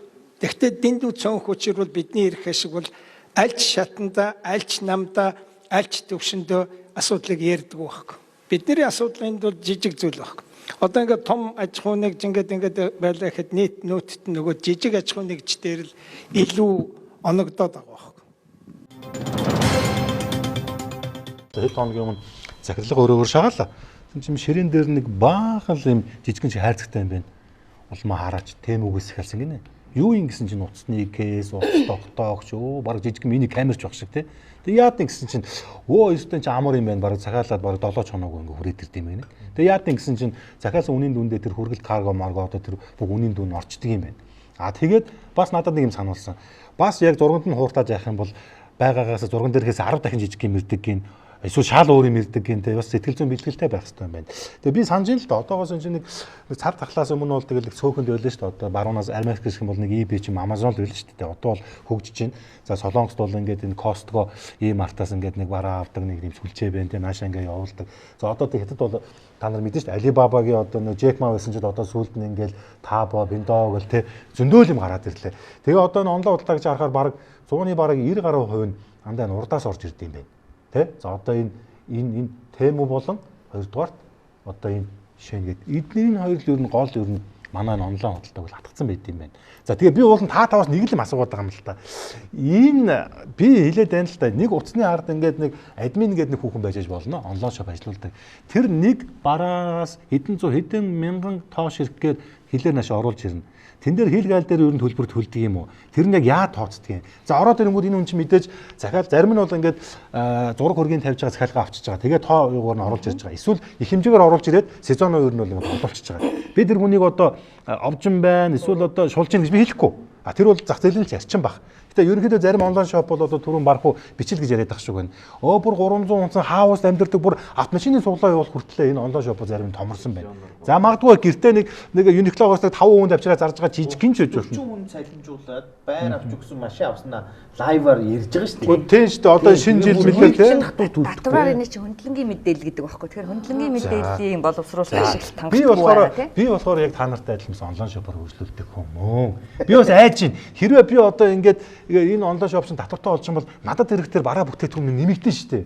Уучлаарай уулмаа чамд энийг 5,000-аар өгдөг байсан чи хачин хилцүүл хийснээс энэ чи 10,000 болсон sorry тэ гэх юм уу. Яах ёстой юм бэ одоо тэгээд. За би хариулах уу. За одоо тэгээд айлын байгууллагын хурал сууж байгаа юм шиг байна. Үгүй татвар гэлээ. Тоош тодорхой. За ийм баггүй нөгөө одоо хятад байна штэ. Хятад цахим худалдааны хууль та. Тэгээд өнөөдөр дэлхийн онлайн зах зээлийн 37% зүүн өмнөд Аз гээд Аз нам худалдаа хятад эзэлж байна. За дараагийнх нь 38% мэдээж хэрэг Америк ороод ирж байна. Америк ороод ирж байна. Тэг ингээ орж ирж байна.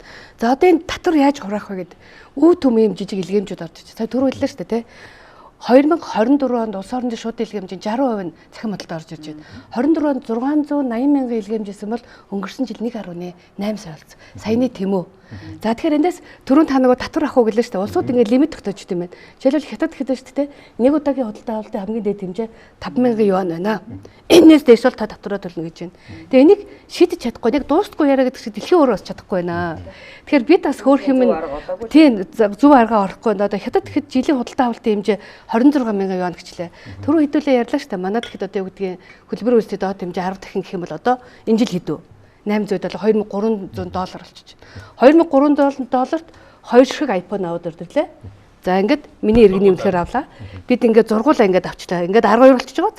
За гэтэл энд нэг хүн одоо бизнес эрхэлж ялаа. Ингээд 12 ширхгийг ингээд татварлаа. Яг үнэ. Тэгэхээр энэ одоо манайх журмандаа өөрчлөлт оруулахад ингээд явж байгаа. Тэгэхээр энэ дээр яг хөөхөөрэ яг нэг тийм татвар үл тооцох хувь гэдгийг энэ цахим худалдаа ингээд гаргацсан. $100, $20, $800 болно. Ингээд хүний тэр нь бол ингээд татваргүй орж ирнэ. Харин энэ хяналтаа тавих юм дээр одоо жишээлбэл ингээд бид нар байнга л харж штэ. Лайв гэл ингээд харж байна.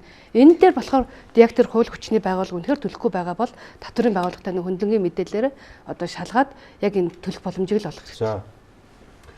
Яг энэ чинь нөгөө нийт худалдааны секторээр би ярьсан шүү дээ. Ингээд ийм дөрвөн сегмент байна гэдэг. Энэ чинь яг тэр өөрхөн нэр бүхий хэдхэн 5 хүн л байхгүй да. Нэр бүхий бүр ганц 2 хүн үн тэтэлгээл ярьж байна. Нэр бүхий ганц 2 хүн. Нэг одоо бид зургуулаа ирээ явъя. Гонжуу яв. Гонжуугийн зах дээрс лайв хийгээд үзье. Юм зарах гад үзье. Үнэхээр одоо за манай зарчих баг. Инфлюенсер рүү зарна. Та бол бас царайлаг бас олонний төлөв зарчих баг. Манай эмэгтэйчүүд одоо хөрхий онон битээр бол нэг хогдоор дэвхрээд нэг 10 жимаа зарж чадахгүй ингээ хогдоор дэвхрэх байгаа. Тэгэхээр тэр бол бас тийм амар зүйл биш ээ. Тэр нэг масаараа зараал ингээ зүгээр хилтэй өр ингээ бүгдийн үнгүү чулуучж байгаа бас биш баха миний ойлгож байгаа. Тэр чинь нэг каргад бөөнөр нөгж байгаа. Карга нөрхөө нэг бүрдүүлэлт хийж байгаа баах. Тэр нь бас нэг хөрхий тэгээд нэг бүрдүүлэлтэн дээр тий галийн хүн тий нэг юм байгаа шүү дээ. Төлдөг өрдөг байгаа л бах. Тэрнээс ч одоо энэ төр л их мөнгө болоод ингээд нэг гэдэг. За мэдээ суглаа бол одоо үнэхээр фрауд бас нүнэ. Одоо тэр нэг баах амтны тэгээ би гайхаад байгаа. Тэр Land Cruiser 300 машин дандаа хөдөөнийхэн суглаад идэг.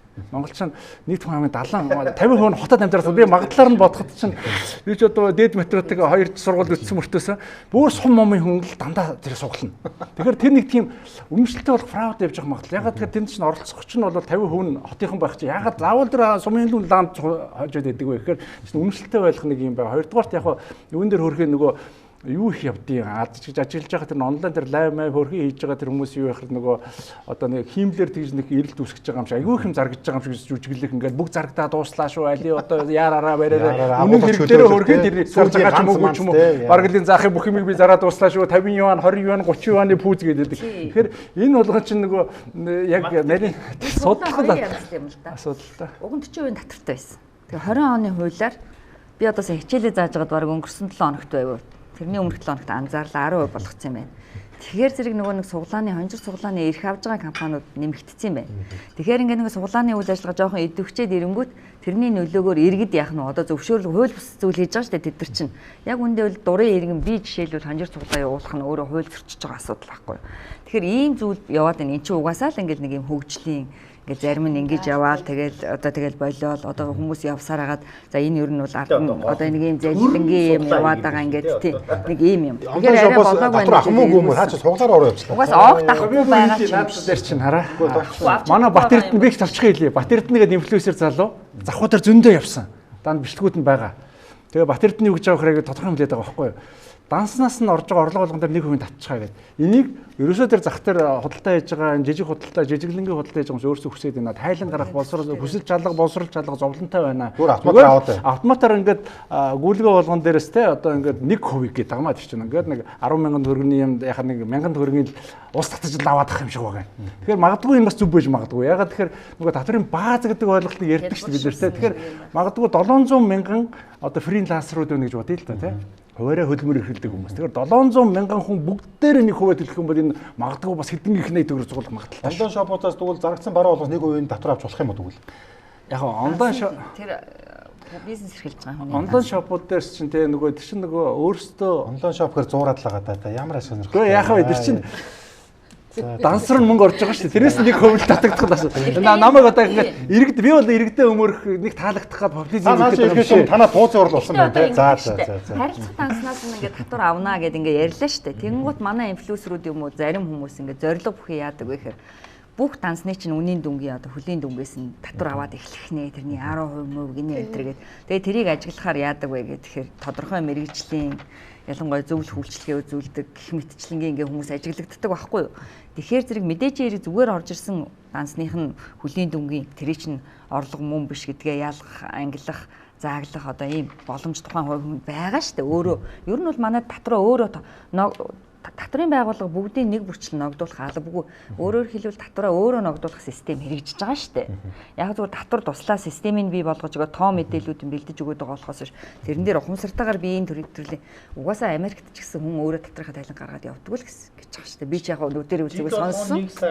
Ажил олгогчдоор толгуурлж байгаа нийгмийн даатгалын шилтгэлийн хувь хэмжээг бууруулад энэ ажил олгогчдоор байгаа ачааллыг ер нь багасгах тал дээр яаж анхаарч байгаа юм бэ? Монгол бусдыг ажлын байраар хангахаар дарамтанд орчдог. Ажлын байр хангахгүй байя. Эсвэл зөв хуваарь бизнес эрхлээд нийгмийн даатгалын төлөхгүй байя гэхээр ажил эрхэлж байгаа хүмүүс маань нийгмийн тодорхой асуудлыг авч чаддгүй асуудлууд байдаг. Тэгээ нийгмийн асуудлын шийдэ цалингийг нь олгоод явъя гэхээр дэндүү өндөр татвар тасаас нь ажил олгогчид хэцүү байна. Аж ахуй нэгжин болохоор тарифын өндөр, дулаан өндөр, усан өндөр, цахилгаан өндөр, төлж байгаа татварууд нь өндөр, газар эзэмших түрээс нь өндөр байдаг. За тэгээ ажиллаа хийя гэхээр энэ бүх зүйлийг бас хөнгөлөх арга хэмжээг нэгдүгürt аваад өгөөч гэж гуйж байгаа. Хоёрдугаарт нөө төлөгчөө бүртгэгддэг нэг босок гэж байгаа. 50 сая төгрөг. Сардааны 4.5 сая төгрөг олдог бол жилийн дараа нөөц төлөгч болчихж байгаа. Осон орлого болгоно шууд 10% шууд татварлаа авчиж байгаа. Мөнгө орж ирлээ татвараа төлөхгүй бол татвараас байнга залгаад дарамтлаж байгаа. Гэхдээ энэ нөөц төлөгч чинь уг нь бол жоохон нуруу тэнийх үед авч болдгүй юм уу? Монгол улсын жижиг дунд үйлдвэрлэлийг дэмжих тухай хууль гэж байна. Дэмжих тухай гэж. Дэмжих тухай хууль дээр 300-аас 1 тэрбум хүртэлх орлого олж иж жижиг бизнес болж байгаа. Гэтэл 50 сая чинь бичил шүү дээ. Бичлүүдээс татвар авч явах гэдэг.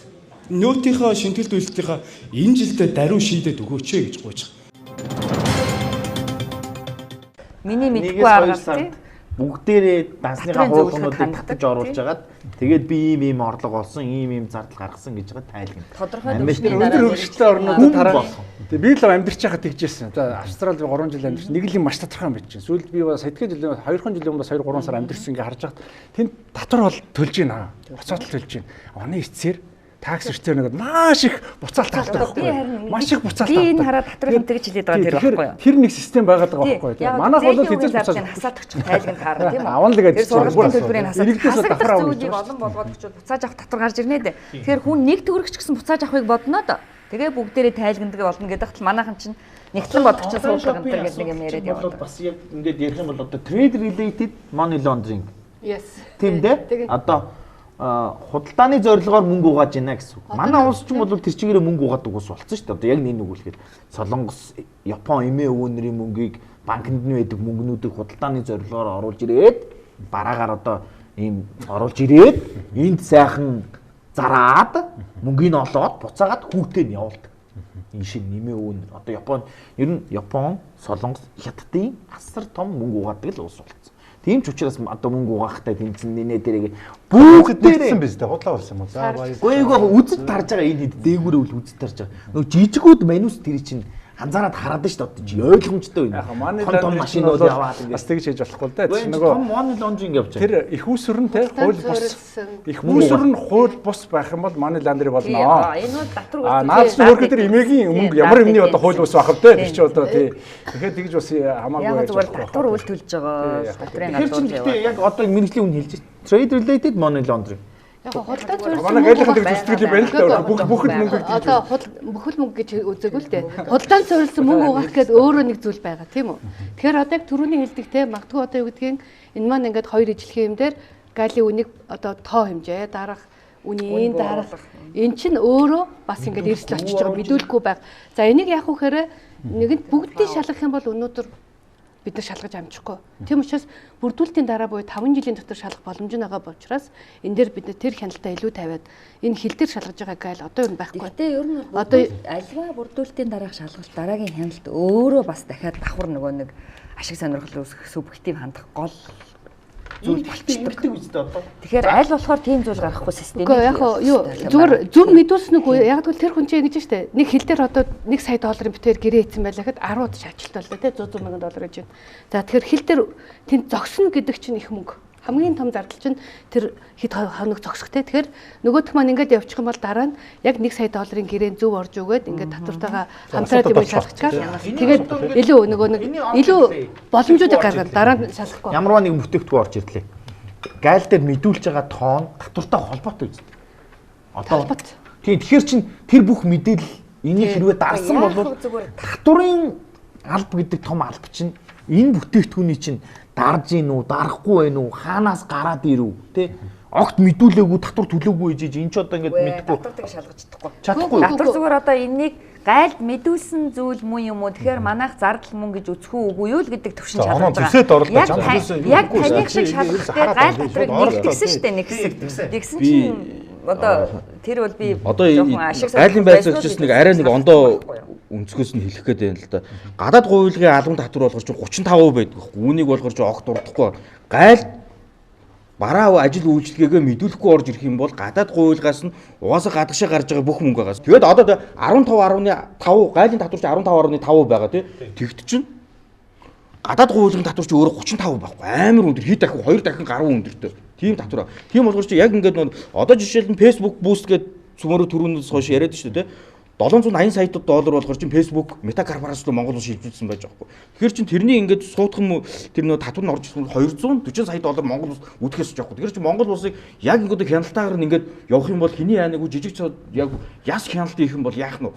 Монгол улсын бараг 3.5 сая иргэнийх нь тал хувийн шахуу бол яах нь вэ? Эрүүгэн гэмт хэрэгтүүд болж хувирсан байж байгаа хгүй. Яг одоогийн байдлаар чинь. Ягаад гэвэл гадагшаа гарсан мөнгө хөнгөн дээр ийм том хэмжээний татвар байгаа гэдэг. Тэгэхээр чинь энэ нь болохоор чинь яг ингээд асуудал байгаа юм шүү дээ. Тий. Яг харахгүй тийм юм байна. Тэгэхээр хууль нь бол ерөөсөө ямар ч асуудалгүй бол байгаа. А тэгэхээр чинь энэ дээр болгож юу болж цөөхөн идэхэн аж ахуйн нэгжээс татвар авангуудаа ягаад тэгэхээр чинь татврынхаа төлөвлөгөө болон төсвийнхаа орлогын хөвгүүд эдгээр өөрсдөө хийчих واخгүй. Өөрөө өөрсдөө тохирсныг хийж байгаа. Хин нэгэн хүндлэнгийн субъектор шинжээчээр экспертүүд ерөөсөө хийлгдэггүй. Тийм болохоор чи эдгээр манд яг нэг л айхтар яг социализмын үе шиг нэг төсвийн төлөвлөгөөг хэдэн хувьд авууж биелүүлээд өөрөө өөрийгөө хуурсан юм хийгээд байгаа хгүй. А бод байдлаар бол Германы татврын байцаг ч юм уу, Австрали ч юм уу, Канадын татврын байцаг ч юу гэж суурай олгон болгосноо гэдгээр хийж байгаа. А тэнгуут нь тэгэхээр чин тэдний сая өнөрөө зөвлөх болохоор чин сая хэллээ л дээ багш хэлэхээр тэр одоо ингээд хаана ямар худалдаа явж байна? Юу явж байна? Одоо жишээл Арнаас шавцны эгээр Австралиас ингээд гайлаар гараа явахт нь яасан? Хаанаас хэдэн ямар хүнээс ингээд шагнал урамшуул авсан гэсгийг татврын байцаагч нар, гайлын байцаагч нар Арнаас шавцны эгээр хөдөлгөөн борныг ингээд яг телевизрийн юг болгоцсон. Тэгээд Арнаас шавцны эгийг үслээ хяналт тогтоолоо гайл дээр шууд ийм шагнал авсан тим гэж шууд яг гайлынх нь үүдэн дээр акц өгч Арнаас шавцны эгийг яг бүх хүн үзэх байхгүй юу? Тэгээд тэрэн дээр одоо жишээл энэ дэр бас нэг үгийг дутуу оргичлоо. Одоо Джон Байден, одоо Барак Обама гэд Америкийн ерөнхийлөгч байна те. Бид нар болохоор чинь татврынхаа тайлан гаргаж олон нийтийн мэдээллийн хэрэгслээр тавьдаг. Тэвнгүүт нь тэр нь яасан? Ийм их А5-ын цаас л үж байгаа хгүй. А тэвнгүүт чинь Монгол улсын ТТ06 буюу хувийн орлогын нөхцөл тайлбар хавсалт баахан хуудастай, тэгээд хит хитэн хуудастай, тэгээд 6-ын фондоор битсэн. Бүр тийм ядаргаатай хүний толгой эргүүлсэн гаж юм ээж яахгүй. Тэгэхээр чин тэрийг яг бид нар болохоор ч одоо би ч одоо 20 гаруй жил 25 6 жил татврын тайлан гаргаж байгаа болохоор яг тэрийг бол босон болоогүй чэйжэр хийж. А тэрнээс энгийн малчин ч юм уу тэр нэг тараншааны нөхөр бол тэрийг баг уншиж чадахгүй нөхөр яаж хийх гарах ямар ч боломжгүй байхгүй. Тэгэхээр чин бидний одоо энэ юм элементарны болох талыг юмыг авч хэрэгжүүлэхгүй бол одоо юм гажиг тогтцоо. Одоо та нар бол ярьсан. Одоо ингэ. Одоо гайлын татвар гэдэг 15.5 бид нар л хэлээд байгаа байхгүй юу? Уучлаарай. Тэр чинь гайлын албан татвар 5% байж байна. Нэмэгдсэн үрдгийн албан татвар 10 байж байна. Ийм сайхан судлаач нар бид нар ингээд гайл гэдэг ингээд яриад байгаа. За тэгчээд түрүүн бас хэллээ гайл татвар нээсэн тийм байсан гэж тэгж байна. А тэр нийлэх процесс өөрөө ямар эсвэл бид нар хамтраад эрслээ тооцож байна. Татврын байгууллага, гайлын байгууллага хамтраад эрслээ тооцож байгаа. А бүх мэдүүлгүүд татвар дээр байж байгаа. Татвар маань бас хиймэл оюуныг нэвтрүүлээд эрслээ тооцоод явж байгаа.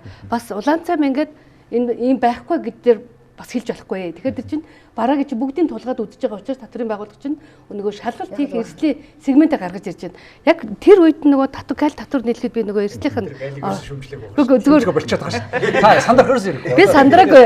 Зүгээр яг гайл татвар нийлсэн процесс бүр өөрсгөлөд болж байгаа. Гайлын хэлбэр магтаж явж байгаа. Та аяг имзэг хүлээж аваад одоо манай протекшнизм те. Амар хамгаалтын байдал чиглэсэн. Манай хамгаалт би яг зүгээр энэ үгүй яг протекшн биш. Ягаад гэвэл гайл 15.5-ыг авлаа гэж ярих чи өөрөө биш шүү дээ. Тийм үг байна. Тэгээс нөт мөт ингэ болчихдаг юм л та үргэлж. Тэгээд мэдээллийг болгож тав шүүгээд тодорхой байх. За цаг дуусч нь юу юм? Өдөр татвараа өгсөн штэ. За манайхаа би өглөө эрэхтэй татвараа дутуу авцсан бэлээ. Юу гэсэн үг юм бэ? Гинт ашиг олсон 10% аваа штэ. Өө хөгшөө ингэсэн байна. Улсын хөгжлийг бодооч гэдэг нэртэй 10% татвар. За тэгээд нэг хүн ажиллаад байгаа юм байна шүү дээ. Яагаад хүн ажилуулад байгаа юм бэ гэдэг нэртэй 13% татвар. Ажилтнаас чинь чи яагаад энд ажиллаад байгаа юм бэ гэдэг нэртэй 11% татвар. За тэгээд нийслэл бизнес эрхлээ юу гэдэг нэртэй 2% татвар. Эднэрийг нийлүүлээд өдрийнхөө татвартай 46%-ийг л авах нь дээ. Юугээ солиороод байгаа юм бэ? Орлогынхоо талыг өгчгөр чинь юугаар амьдрах юм бэ?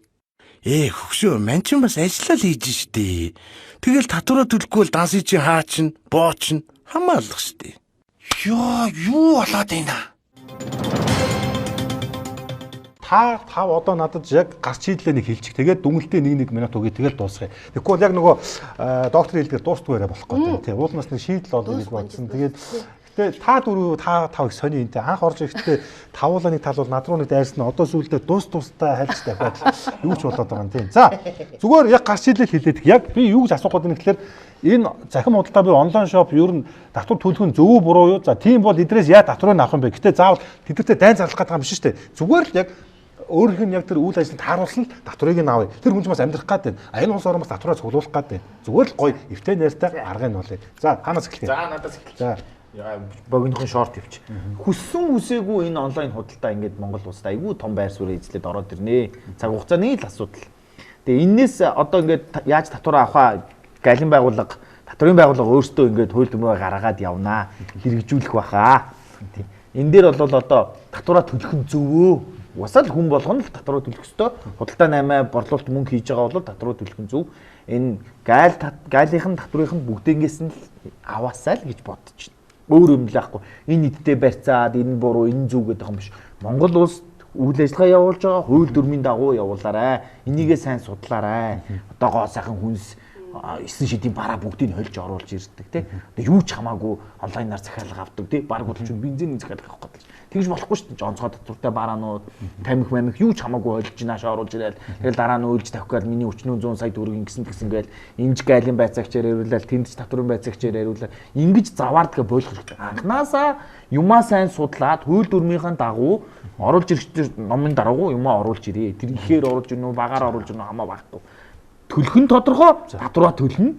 Ном журмынхан дагуу хий. Татвар гайл нь хурдан энэ асуудлаа шийдээд яаж татвар оногдуулахын яг их тэргийг тодорхой болгох. А гэхдээ энэ дээр жижиг дунд одоо юу гэдэг энэ арай гэж нэг босч байгаа бизнесүүдээ сайн бодох хэрэгтэй. Өсөлтгүйц яаж өсөлтөх вэ гэдгийг сайн бодох хэрэгтэй.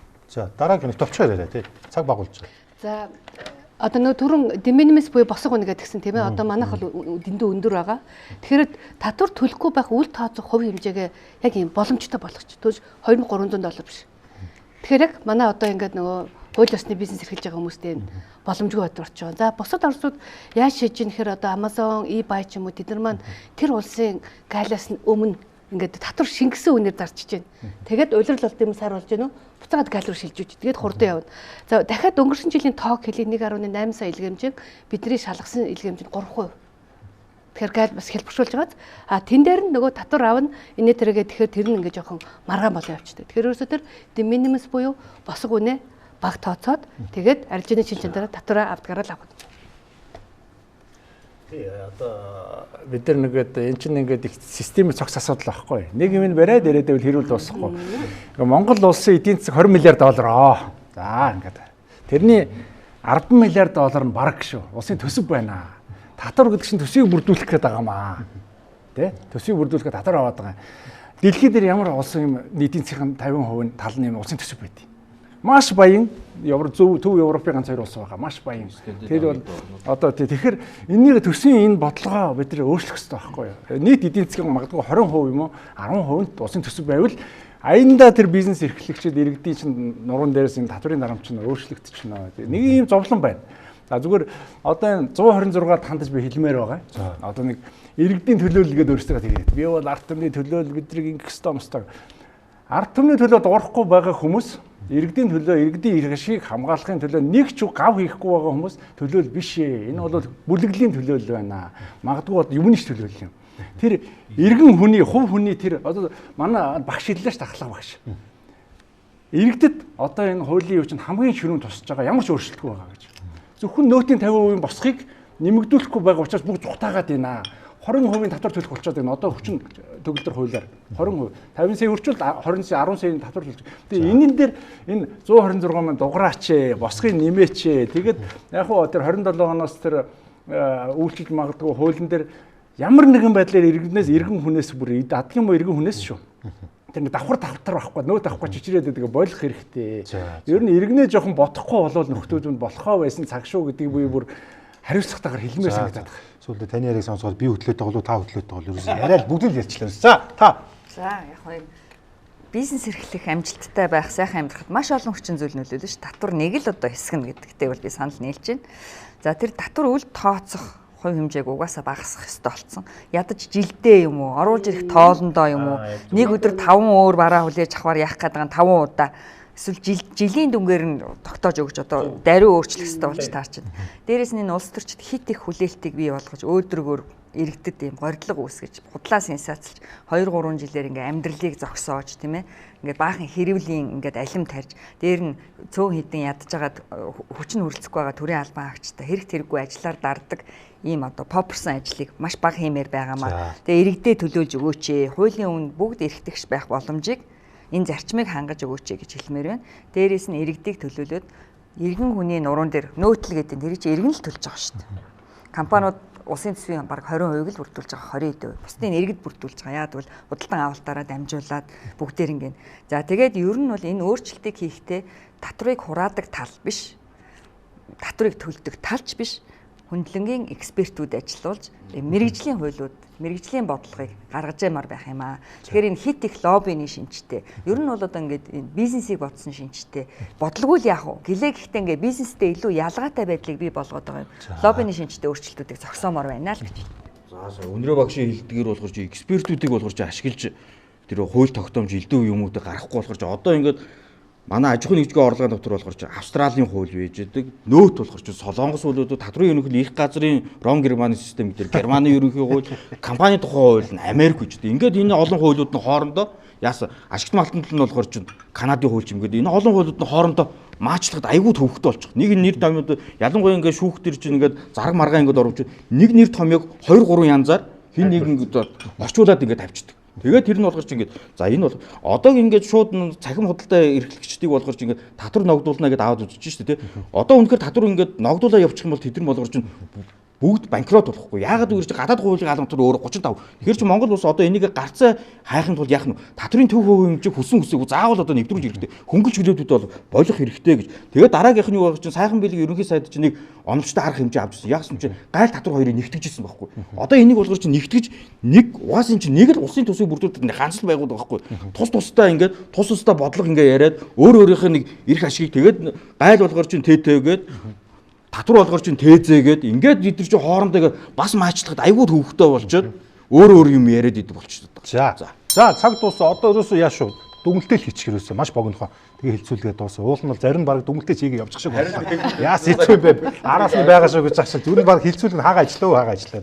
За түрүүн хилцүүлэг бархуугаас эхэлсэн учраас одоо өнөр жаргал багшаас дүгнэлтэй эхлэе яваад тэгээд бархуу дээр дуусъя. За татврын мэрэгсэн зөвлөх өнөр жаргал. Гэхдээ яг онлайн худалдаанаас татвар авахгүй гэж бол хууль байхгүй шүү дээ. Хэрэгжүүлэх л процессоо сайжруулах. Тэгэхээр хинч татвар төлнө.